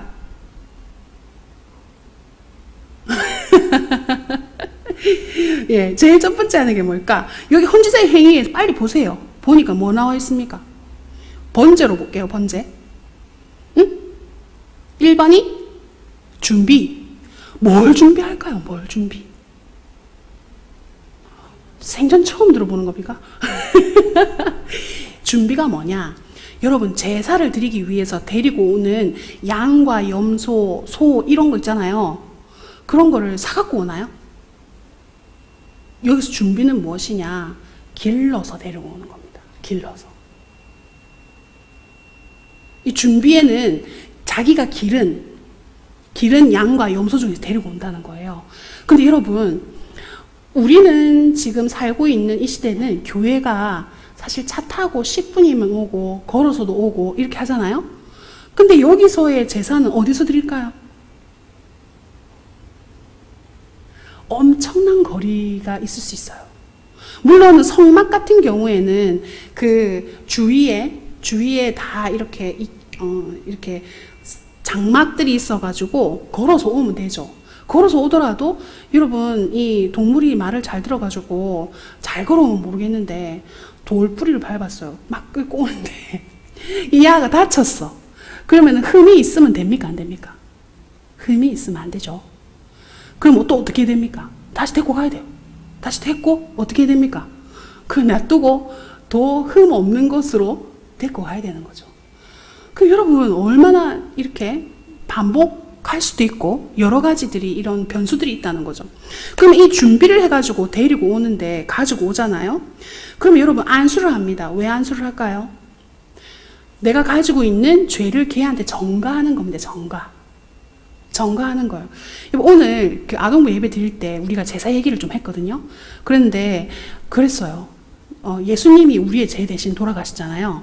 그래서 아이들한테 그랬어요. 너희가 기르는 개와 고양이를 생각해 봐봐 이랬어요. 그랬더니 애들이 뭐 이렇게 개도 기르고 고양이도 기르더라고요. 그래서 그 고양이 너희 죄 대신에 죽이라면 죽일래? 내가 그랬어요. 그랬더니 금방 애들이 좀 어른 같으면은 그래 나의 죄니까 고양이 너는 죽어야 돼 이렇게 생각할 거잖아요. 근데 애들은 뭐냐면 못 죽여요. 너무 사랑해서 못 죽여요. 이렇게 얘기하는 거예요. 근데 여러분 이 이스라엘 사람들의 어떤 목양의 방법들이 여러 가지가 있겠지만 집안에서 같이 기르는 그런 방법도 있어요. 그러니까 언제부턴가 이제 목양이, 그러니까 양을 기르고 염소를 기르는 것이 엄청 이렇게 때가 많아지면 바깥에서 길러야 되겠죠. 그것이 아니면 이제 정말 애완동물처럼 같이 이렇게 기르는 그런 형태도 있다는 거예요. 그러면은 아까 우리 애들이 얘기한 것처럼 자기 죄 때문에 고양이를 죽일 수 없을 정도로 고양이가 사랑스럽다는 거잖아요. 그러면 이 아이도 그럴 수 있는 거죠. 자기 집에서 기르던 거 그냥 한 100마리 중에서 한 마리 가져왔으면 아무렇지도 않겠죠. 근데 진짜 한 서너 마리 중에서 한 마리 가져오는 거면 어떻게 되겠습니까? 너무 이렇게 죽일 수 있겠어요. 나는 정말 끔찍하다는 생각이 드는 거예요. 내가 매일 밥도 주고 밥은 아니겠죠. 뭐 풀 줬겠죠. 뭐 이렇게 기르던 것을 그러니까 내 죄 때문에 데리고 와서 죽여야 되는 거예요. 그런데 안수하는데 도살은 누가 합니까? 도살. 왜? 제사장이 할 것 같잖아요. 제물을 드리는 사람이 도살해야 됩니다. 제가 제일 어렸을 때 가장 충격적이었던 것은 저는 고등어찌개를 좋아하는데요. 저희 어머니가 도마에다 고등어를 놓고 이렇게 탁 칠 때 엄청 충격받았어요. 지금은 뭐 저도 이거 고등어 맛있겠네 이러면서 막 하지만 어릴 때는 되게 충격받았거든요.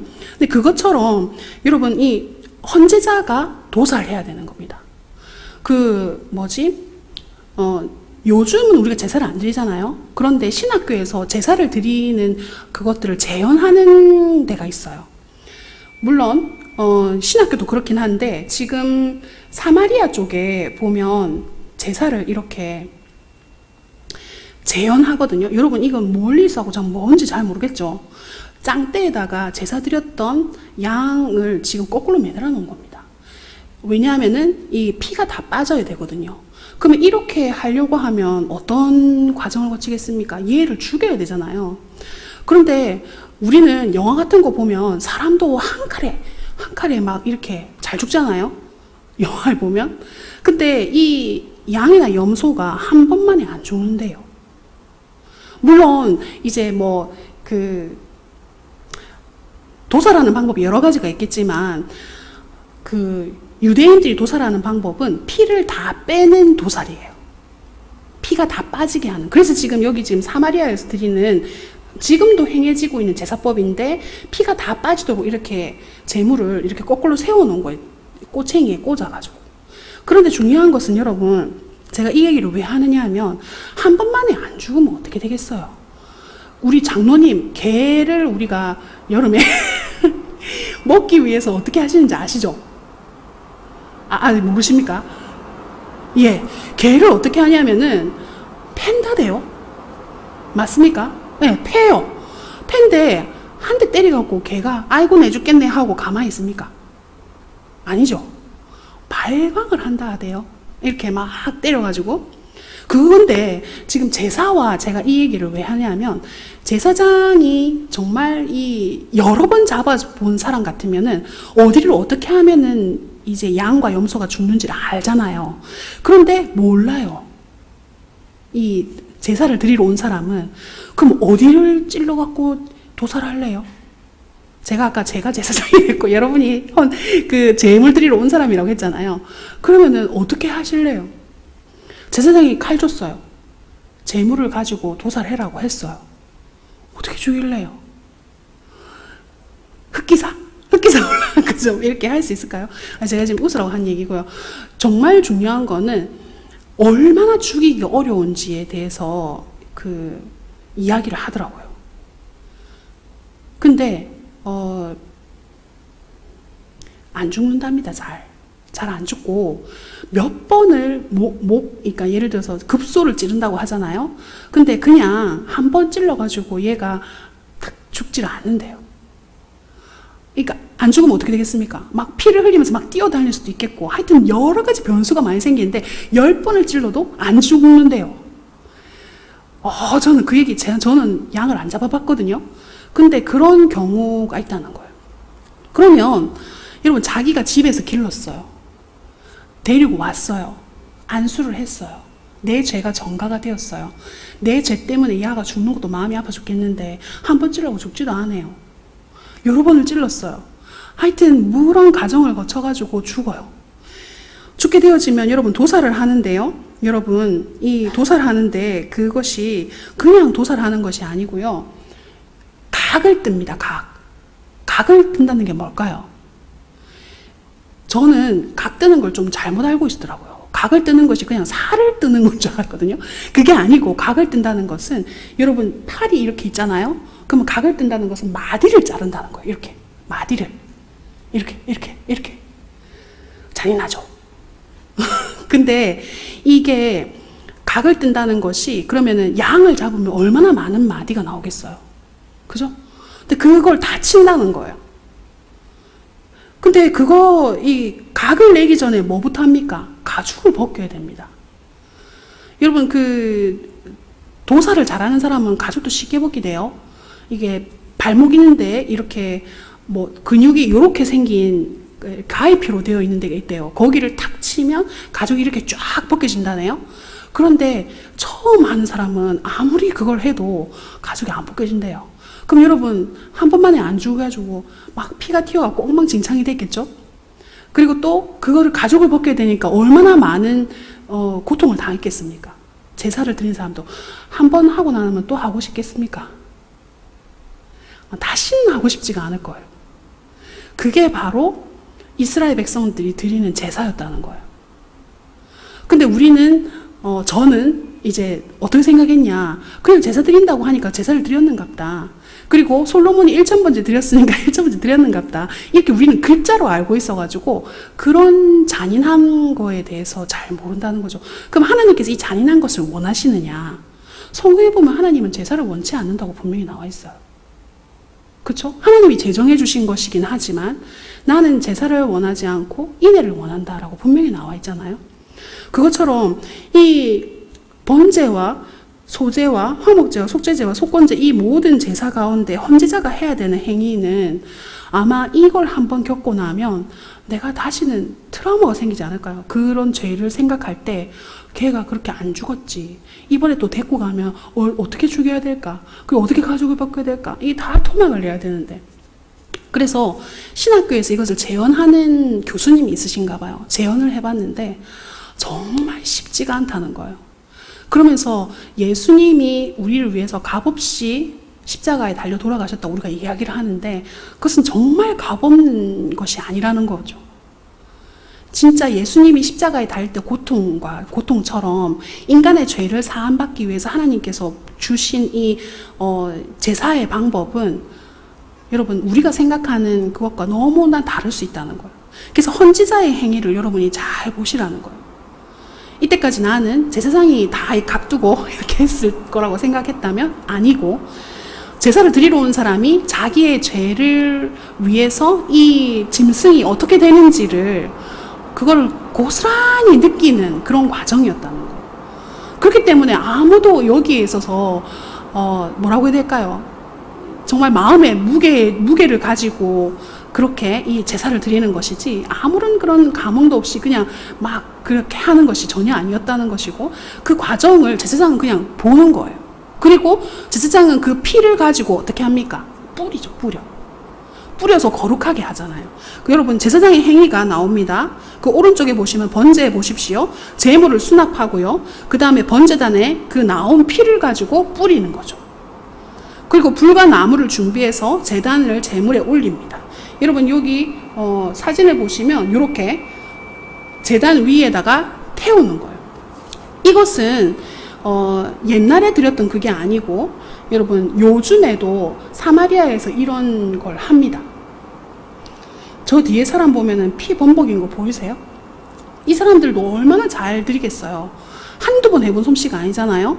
그런데도 이렇게 낭자하게 피가 흐르는데, 초자가 이 드린다고 했을 때 얼마만큼 많이 피가 그렇게 됐겠습니까? 그죠?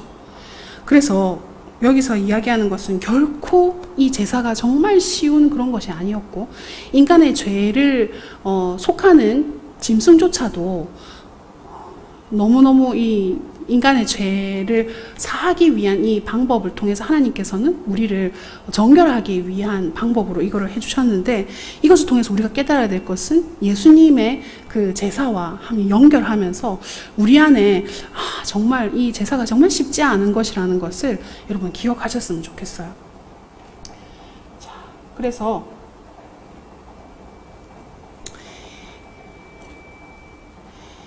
요 정도로 한번 보고요. 그래서 헌제자의 행위와 제사장의 행위를 여러분이 보시면서 이렇게 들어가시면, 이렇게 나중에 성경 읽으시면서 조금 더 보세요. 여기 번제와 소제와 화목제와 속제제와 속건제를 이렇게 요약해 놓은 부분이 있으니까 보시면 좋겠습니다. 자, 그렇게 해서 우리가 이제 어디로 갈 거냐면요. 레위기 10장에 보면은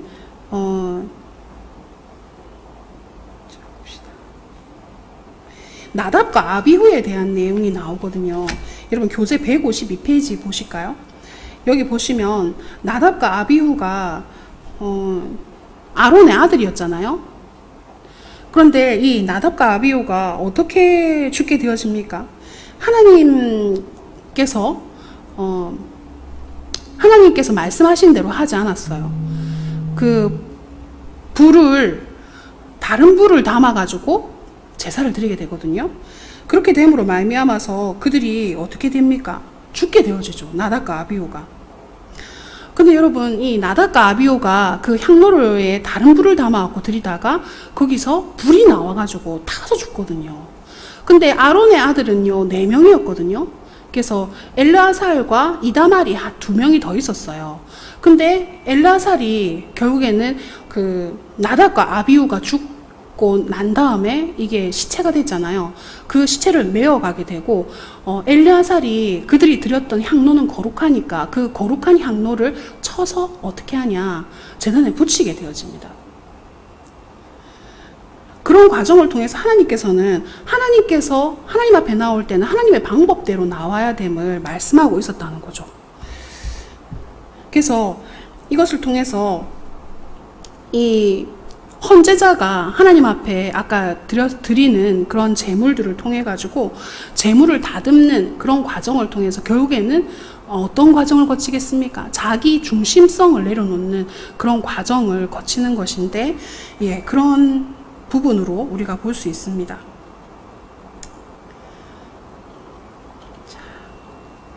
여기 153페이지에 보시면 하나님께서 정결법을 주시는데요. 여기 구별된 삶에 대한 하나님의 지침, 너희도 거룩하라 라는 그런 내용이 나오잖아요. 이 거룩함을 어떻게 표현할 수 있냐 보시면 거룩한 삶을 살아가도록 정결법을 주시는데, 이 정결법은 여러분 교재 제일 하단에 보시면 밑에서 하나, 둘, 셋, 넷, 5번째 줄 굵은 글자 보이세요? 예, 거기 보시면 하나님의 백성으로서의 정체성을 잃지 않도록 그 지침을 주시는 것이고요. 그리고 세속과 섞이지 않고 정체성을 유지할 뿐만 아니라 이방 문화에서 하나님의 사랑과 공의의 문화를 심어야 하는 선지자적 사명을 함께 주시는 것이 이 정결 예법이었다는 거예요.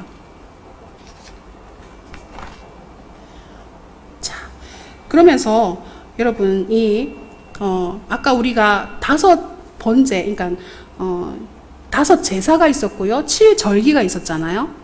그래서 7절기에 대한 부분은 우리가 155페이지에 보시면 레위기의 절기 이렇게 해서 나오는 부분들이 있습니다.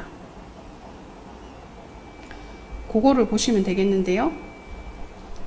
절기를 지켜야 하는 이유가 이제 레위기 23장에 대한 부분들이 나오는데요. 절기는 첫 번째 하나님께서 6월절을 주실 때 여러분 한번 생각해 보시면요. 6월절에 사건이 일어나기 전에 하나님께서 6월절을 제정해 주셨어요. 그래서 하나님께서는 사건이 일어나기 전에 이 일들을 어떻게 지키며 기념해야 될 것인지를 말씀해 주셨는데, 기념해야 되는 이유가 무엇일까요? 그것은 후대 사람들에게 교육하기 위함이라는 거예요. 하나님께서 그러면 절기를 지키라고 하신 이유는 무엇이냐? 너희 자녀들에게 이 일이 무슨 일입니까? 하고 물어보면은 대답해라는 거예요. 교육해라는 거죠. 그래서 기억해야 하는 교육의 목적으로 절기를 주셨다는 거죠.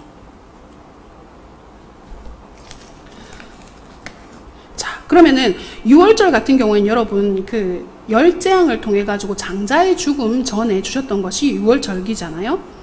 그리고 무교절, 초실절, 77절 이렇게 해가지고 유대 종교력으로는 언제 지켰는지가 그 옆에 나오잖아요.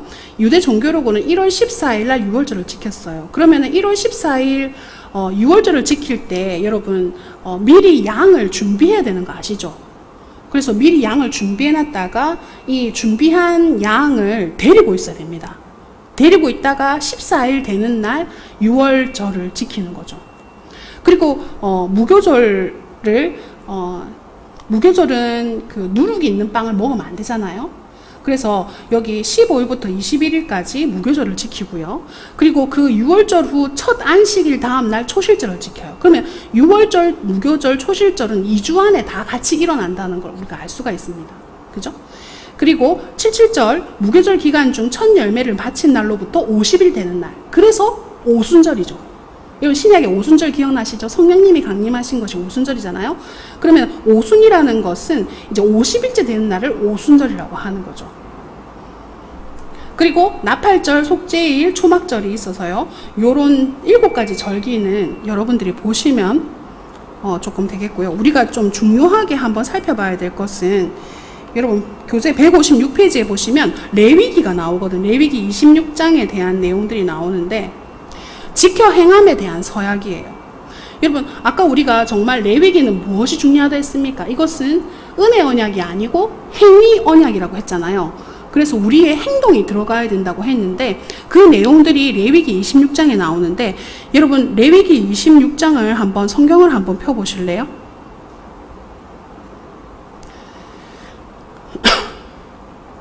레위기 26장 1절부터 13절까지의 내용이 이렇게 쭉 나오는데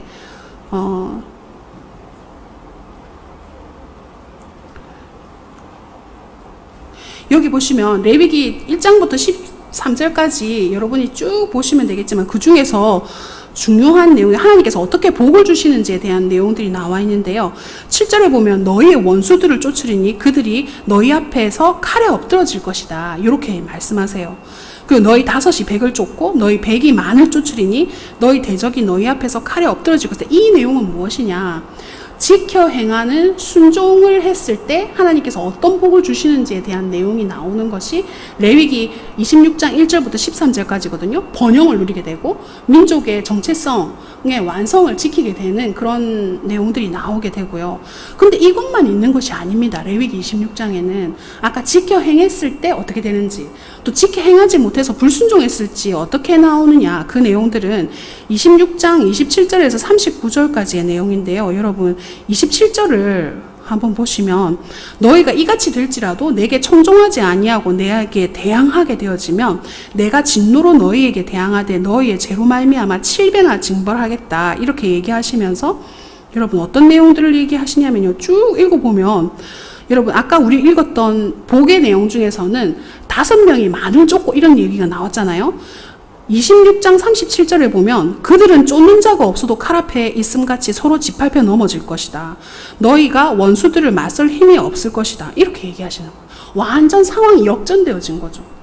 그래서 그들 불순종함으로 말미암아서 민족이 정체성을 잃어버릴 것이고 열방으로 흩어지는 포로가 될 것이라는 말씀을 레위기를 통해서 하나님께서 말씀하고 계시다는 겁니다.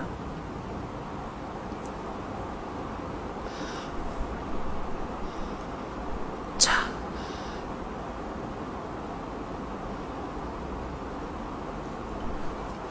그런 내용들을 기억하면서 레위기를 봤을 때 우리가 첫 번째 하나님과의 관계에 있었던 제사의 방법, 그리고 두 번째는 이웃과의 관계를 가르쳐주는 이 정결법이나 이런 어떤 이웃 사랑을 나타내어주는 부분들을 통해서 우리가 레위기를 봤고요. 그래서 레위기 하면 우리가 기억해야 될 것은 십계명으로 요약되어지는 하나님 사랑, 이웃 사랑이다라고 생각하시면 되겠고, 이 레위기 26장에 나오는 것처럼 레위기 자체는 행위 언약이기 때문에 지켜 행해야 된다. 여기에 포커스가 있다는 것을 기억하시면 되겠습니다. 자, 그러면 우리가 156페이지 민수기로 들어가도록 하겠습니다. 자, 민수기를 우리가 살펴볼 때에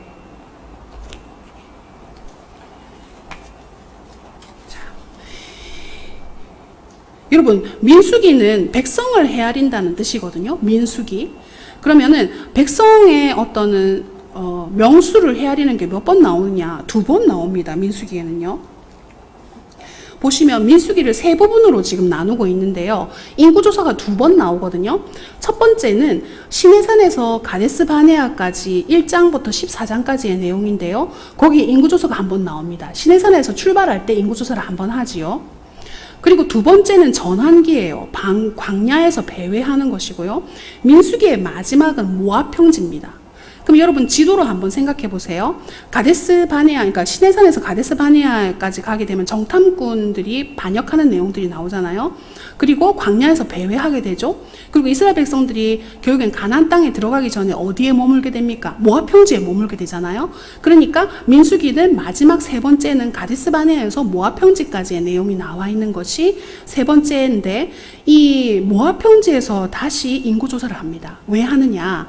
출애굽 1세대들은 방황하면서 다 죽게 되어지고 그들의 후손, 자녀들이 가나안 땅으로 들어가게 되는데, 가나안 땅으로 들어가기 전에 출애굽했던 그들 1세대들이 죽고 난 다음에 광야의 시간을 지나면서 남아있었던 그 세대들은 시내산 언약을 그러니까 경험하지 못한 세대들입니다. 그래서 모압 평지에서 두 번째 인구 조사를 하면서 신명기 모세의 말씀을 통해서 하나님 앞에 가나안 땅에 들어가게 되어지면 어떻게 행해야 될 것인지를 이야기하시는 장면이 나오는데, 그 전까지의 내용이 민수기라는 거예요. 그래서 그런 내용들을 민수기를 통해서 세 부분으로 우리가 나누어지게 되는데요. 그래서 시내산에서 가데스 바네아까지의 9세대들은 출애굽 1세대들이라는 것을 기억하시면 되겠고요. 그리고 지파별로, 혈통별로 구별을 하고 있습니다. 자, 그리고 광야에서의 배회는 여러분 이제 15장부터 20장까지의 내용들을 보게 되어지면 이 반역하는 내용들이 되게 많이 나와요. 여러분 그 아론의 쌍난 지팡이 여러분 기억나시나요?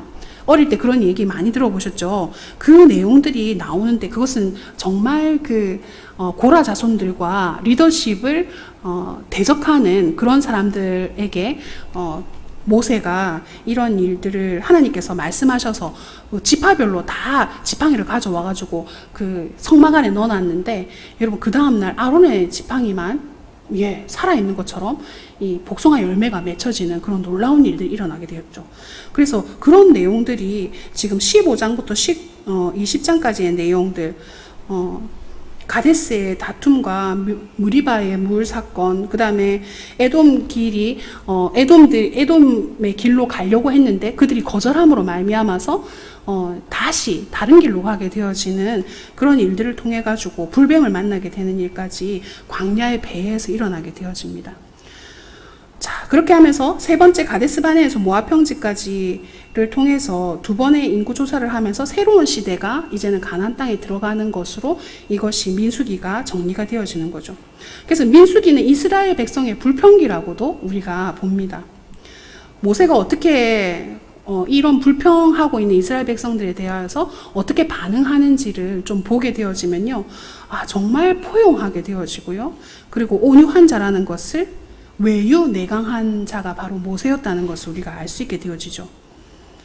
자, 그래서 온유한 자는 땅을 기업으로 받는다라고 분명히 나와 있는데, 이 팔복의 내용에 그렇게 나와 있잖아요. 그래서 모세가 이렇게 온유한 자로서 이스라엘 백성들을 포용하고 있는 것을 우리가 이 민수기를 보면 읽게 되어집니다. 결국에는 이것을 통해서 자기 중심성을 내려놓는 이 연단을 모세가 거침으로 말미암아서 백성의 불평을 하나님께로 들고 가는 그런 모세를 우리가 발견하게 되는 것이죠. 백성의 불평함으로 말미암아서 결국에는 자기 스스로 해결하는 것이 아니고 하나님 이거 어떻게 해야 될까요? 하고 하나님께로 가져가서 이 모든 것들을 해결하는 모세를 우리가 이 민수기를 통해서 보게 됩니다. 자, 이 좀 전에 우리가 한번 살펴봤던 부분들을 이것을 지도를 통해서 한번 살펴보면요, 민수기의 행로는 가데스 바네아에서 시작하잖아요. 그래서 여러분, 가데스 바네아가 어디에 있습니까? 여기 있거든요. 가데스 바네아에서 이제 시내산에서부터 가데스 바네아 갔다가 다시 내려오잖아요. 그래서 시내산에서 나올 때 여러분 인구 조사를 한번 하죠. 하고 내려와서 에시온 게벨에서 가데스 바네아를 가게 되고 여기 정탐꾼을 보내죠. 다시 내려와서요. 그리고 난 다음에 이제 정탐꾼의 여정을 따라서 40년 광야 생활을 할 것이라고 하나님께서 말씀하셨죠. 그리고는 광야의 시간을 통해 가지고 이스라엘 백성들이 모압 평지에 이르게 되어지는 그 내용들을 이렇게 우리가 지금 보았습니다. 자, 우리가 아까 성막이 중심으로 되어져서 이스라엘 백성들이 이동하는 내용들이 나온다고 했잖아요. 159페이지에 보시면 성막이 중심이 되어져서 동서남북으로 이스라엘 백성들이 어떻게 진영이 이동했는지가 나와 있는 그림이 있습니다.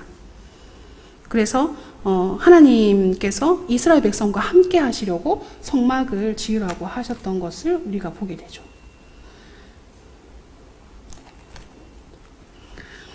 그리고 에돔 땅으로 이스라엘 백성들이 쭉 들어가서 이렇게 행하려고 하다가 그 에돔 사람들이 어떻게 합니까? 들어가지 못하게 하고 자기 땅을 지나가지 못하게 하죠. 그랬을 때 이제 어떻게 되어집니까? 이스라엘 백성들이 다시 돌아서 내려가야 됐죠.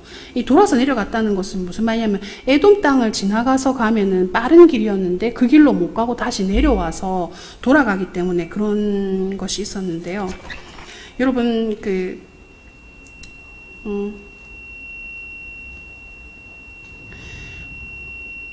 가나안 땅을 정복하고 가나안 땅을 정탐하고 난 다음에 여러분 두 가지 부류의 반응들이 있었잖아요. 그 내용이 161페이지에 보면 나오는데요. 10명의 대표들은 메뚜기 같은 존재다라고 이야기를 했었고요. 그리고 2명만, 요수아와 갈렙만 정말 하나님께서 우리에게 주신 약속대로 우리가 나아가면 우리가 그 땅을 정복할 것이다 라고 이야기하는 부분이 있었습니다. 그러면 이들의 그 상반되어진 정탐의 보고는 무엇을 의미할까요? 결국에는 같은 것을 봤음에도 불구하고 믿음으로 보는 것과 믿음으로 보지 못하는 것의 차이였다는 거죠. 그래서 여러분, 이것을 통해서 우리는 같은 장소를 갔음에도 불구하고 믿음의 눈으로 보는 것과 하나님의 눈으로 보는 것과 나 중심적으로 보는 것이 얼마나 다른 것을 우리가 알 수 있게 되어집니다. 그래서 하나님의 능력을 믿지 못하는 백성에게 하나님의 임재가, 하나님의 진노가 어떻게 임하게 되는지를 볼 수 있게 되는 것이지요. 예. 그렇게 해서 아까 땅 때문에 하나님 앞에 불평하는 이스라엘 백성들에게 하나님께서는 163페이지에 보시면 불뱀을 이렇게 보내시는 것들을 봅니다. 이것을 통해서 하나님께서는 이제 어떻게 해야 되냐, 사람들이 이제 불뱀에 물려갖고 죽기 시작했잖아요. 그러면서 모세가 하나님 앞에 기도하게 되잖아요. 그랬을 때 사실은 이 불뱀에게 물렸으면 불뱀을 없애주셔야 되는데, 하나님의 방법은 불뱀을 없애는 것이 아니고 노뱀을 달아라는 응답이었어요. 모세에게 주신 것은. 그죠? 우리가 너무너무 잘 아는데, 이게 하나님께서 왜 그렇게 하셨을까요? 불뱀을 보내셨으니까 불뱀을 그냥 다시 안 없애시면 되는 거잖아요. 하나님 능력은 그렇게 하실 수 있는데 왜 그렇게 하지 않으셨을까? 그것은 하나님께서 인간의 방법이 아닌 정말 노뱀을 다는 것을 통해서 믿음을 보시려고 하시는 거죠. 여러분, 불뱀에게 물렸는데 노뱀을 본다고 살겠습니까? 그거는 이성적인 생각하고는 완전 다른 거잖아요. 그래서 불뱀에게 물려도 노뱀을 보는 것, 문제를 자기 생각으로 컨트롤하는 것이 아니라, 자기 중심적으로 보는 것이 아니라 하나님의 방법대로 보는, 하나님께 맡겨드리는 그 방법으로 하나님께서는 구원하신다는 겁니다. 그래서 여러분, 우리가 생각할 때에는 하나님의 방법으로 하는 것이 우리의 이성적인 생각으로 볼 때에는 조금 이렇게 다르게 보일 수 있어요. 그죠? 왜냐하면 인간적인 생각으로 볼 때에는 그냥 불뱀에 물렸으면은 다른 처방을 하는 것이 더 좋겠다라고 생각을 하는데, 하나님께서는 그렇지 않다라고 얘기하시는 거죠. 그래서 하나님의 말씀을 농담으로 여길 수도 있겠죠. 왜요? 노뱀을 바라고 하니까요. 여러분, 뱀에 물리면은 상처에 약을 바르거나 독을 빼내야지 낫는 거 아니겠습니까? 그런데 하나님께서는 노뱀을 봐야 된다라고 말씀하신다는 거죠. 여러분, 이것은 예수님의 구원 사건하고도 너무나 같습니다. 너무나 쉬운 거 아니냐 이렇게 얘기해요. 우리 전도를 해보면 어떻게 내 죄가 십자가로 인하여서 없어질 수가 있느냐 이렇게 얘기하는 거죠. 그것도 우리가 믿음으로 바라보는 거잖아요. 그것처럼 노뱀도 마찬가지라는 거죠. 믿음으로 노뱀을 바라봤을 때 불뱀에 물린 것이 낫게 되어지고 구원을 받게 되어진다는 거죠. 그래서 나는 이런 모든 문제들을 볼 때 정말 내 중심적으로 보는가, 아니면 하나님께서 말씀해 놓으신 구원의 방법대로 내가 인정하는가, 우리가 그 스스로를 살펴봐야 된다는 거죠. 그래서 이 말씀을 통해서 우리에게 하나님께서 계속 주시는 것은 무엇이냐 하면요, 너희가 하나님의 말씀대로 하는 것이냐 아니면은 내 방법대로 할 것인가, 그것을 이야기하고 있다는 겁니다. 자, 여러분 163페이지에 보시면 모세가 가나안 땅에 들어가지 못하는 이유에 대해서 설명하고 있습니다. 모세가 혈기를 부렸지요. 그래서 하나님께서 하나님의 거룩함을 드러내라고 했는데 어떻게 합니까? 혈기를 부려서 바위를 치게 되잖아요. 그래서 이 일 때문에 하나님께서는 가나안 땅에 모세가 들어가지 못한다고 말씀하시죠.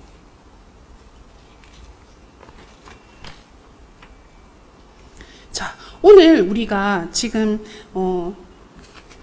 11일차까지 그죠? 보면서 신명기까지 우리가 들어가는 것인데요.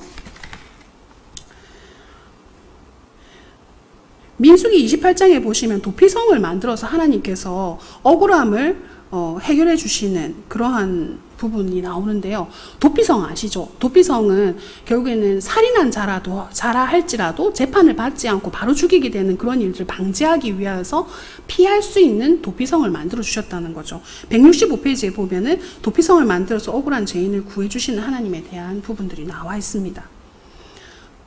그래서 하나님의 나라는 무고한 백성을 죽이지 않고요, 그들에게 피할 길들을 예비해 주시고 재판을 받을 때까지 그들이 피해 있다가 재판을 받아서 그 일들을 하게 된다라고 얘기한 부분이 있습니다.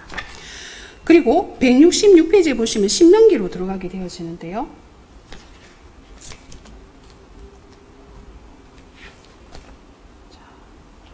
우리 신명기는 다음 시간에 살펴보도록 하겠습니다. 그래서 오늘 여러분 우리가 오늘 살펴본 거 엄청난 양들을 살펴본 거 아시겠죠? 출애굽기 뒤쪽부터 시작해가지고 성막을 주시는 것부터 해서 레위기 민수기까지 살펴봤습니다. 그래서 이번 주에 읽으실 때 발람의 사건이나 이런 것들이 다 나오고 그 다음에 놋뱀 사건까지 쭉 다 보시게 되실 텐데요. 이 과정을 통해서 이스라엘 백성들이 광야의 학교를 통해서 하나님 안에서 신의를 발견해가는 그런 과정으로 하나님께서 이 과정을 주셨는데 백성들은 계속해서 불평하면서 이 시간들을 지나가는 것을 보게 되실 겁니다. 그러면서 그 안에서 하나님께서 우리에게 주시려고 하시는 말씀이 무엇인지 살펴보시면서 우리의 인의를 내려놓고 신의를 가지는 신의를 따르기로 결심하는 그런 주간이 되시면 좋겠습니다. 아멘. 자, 그래서 우리 기도하고 오늘 마치도록 하겠습니다.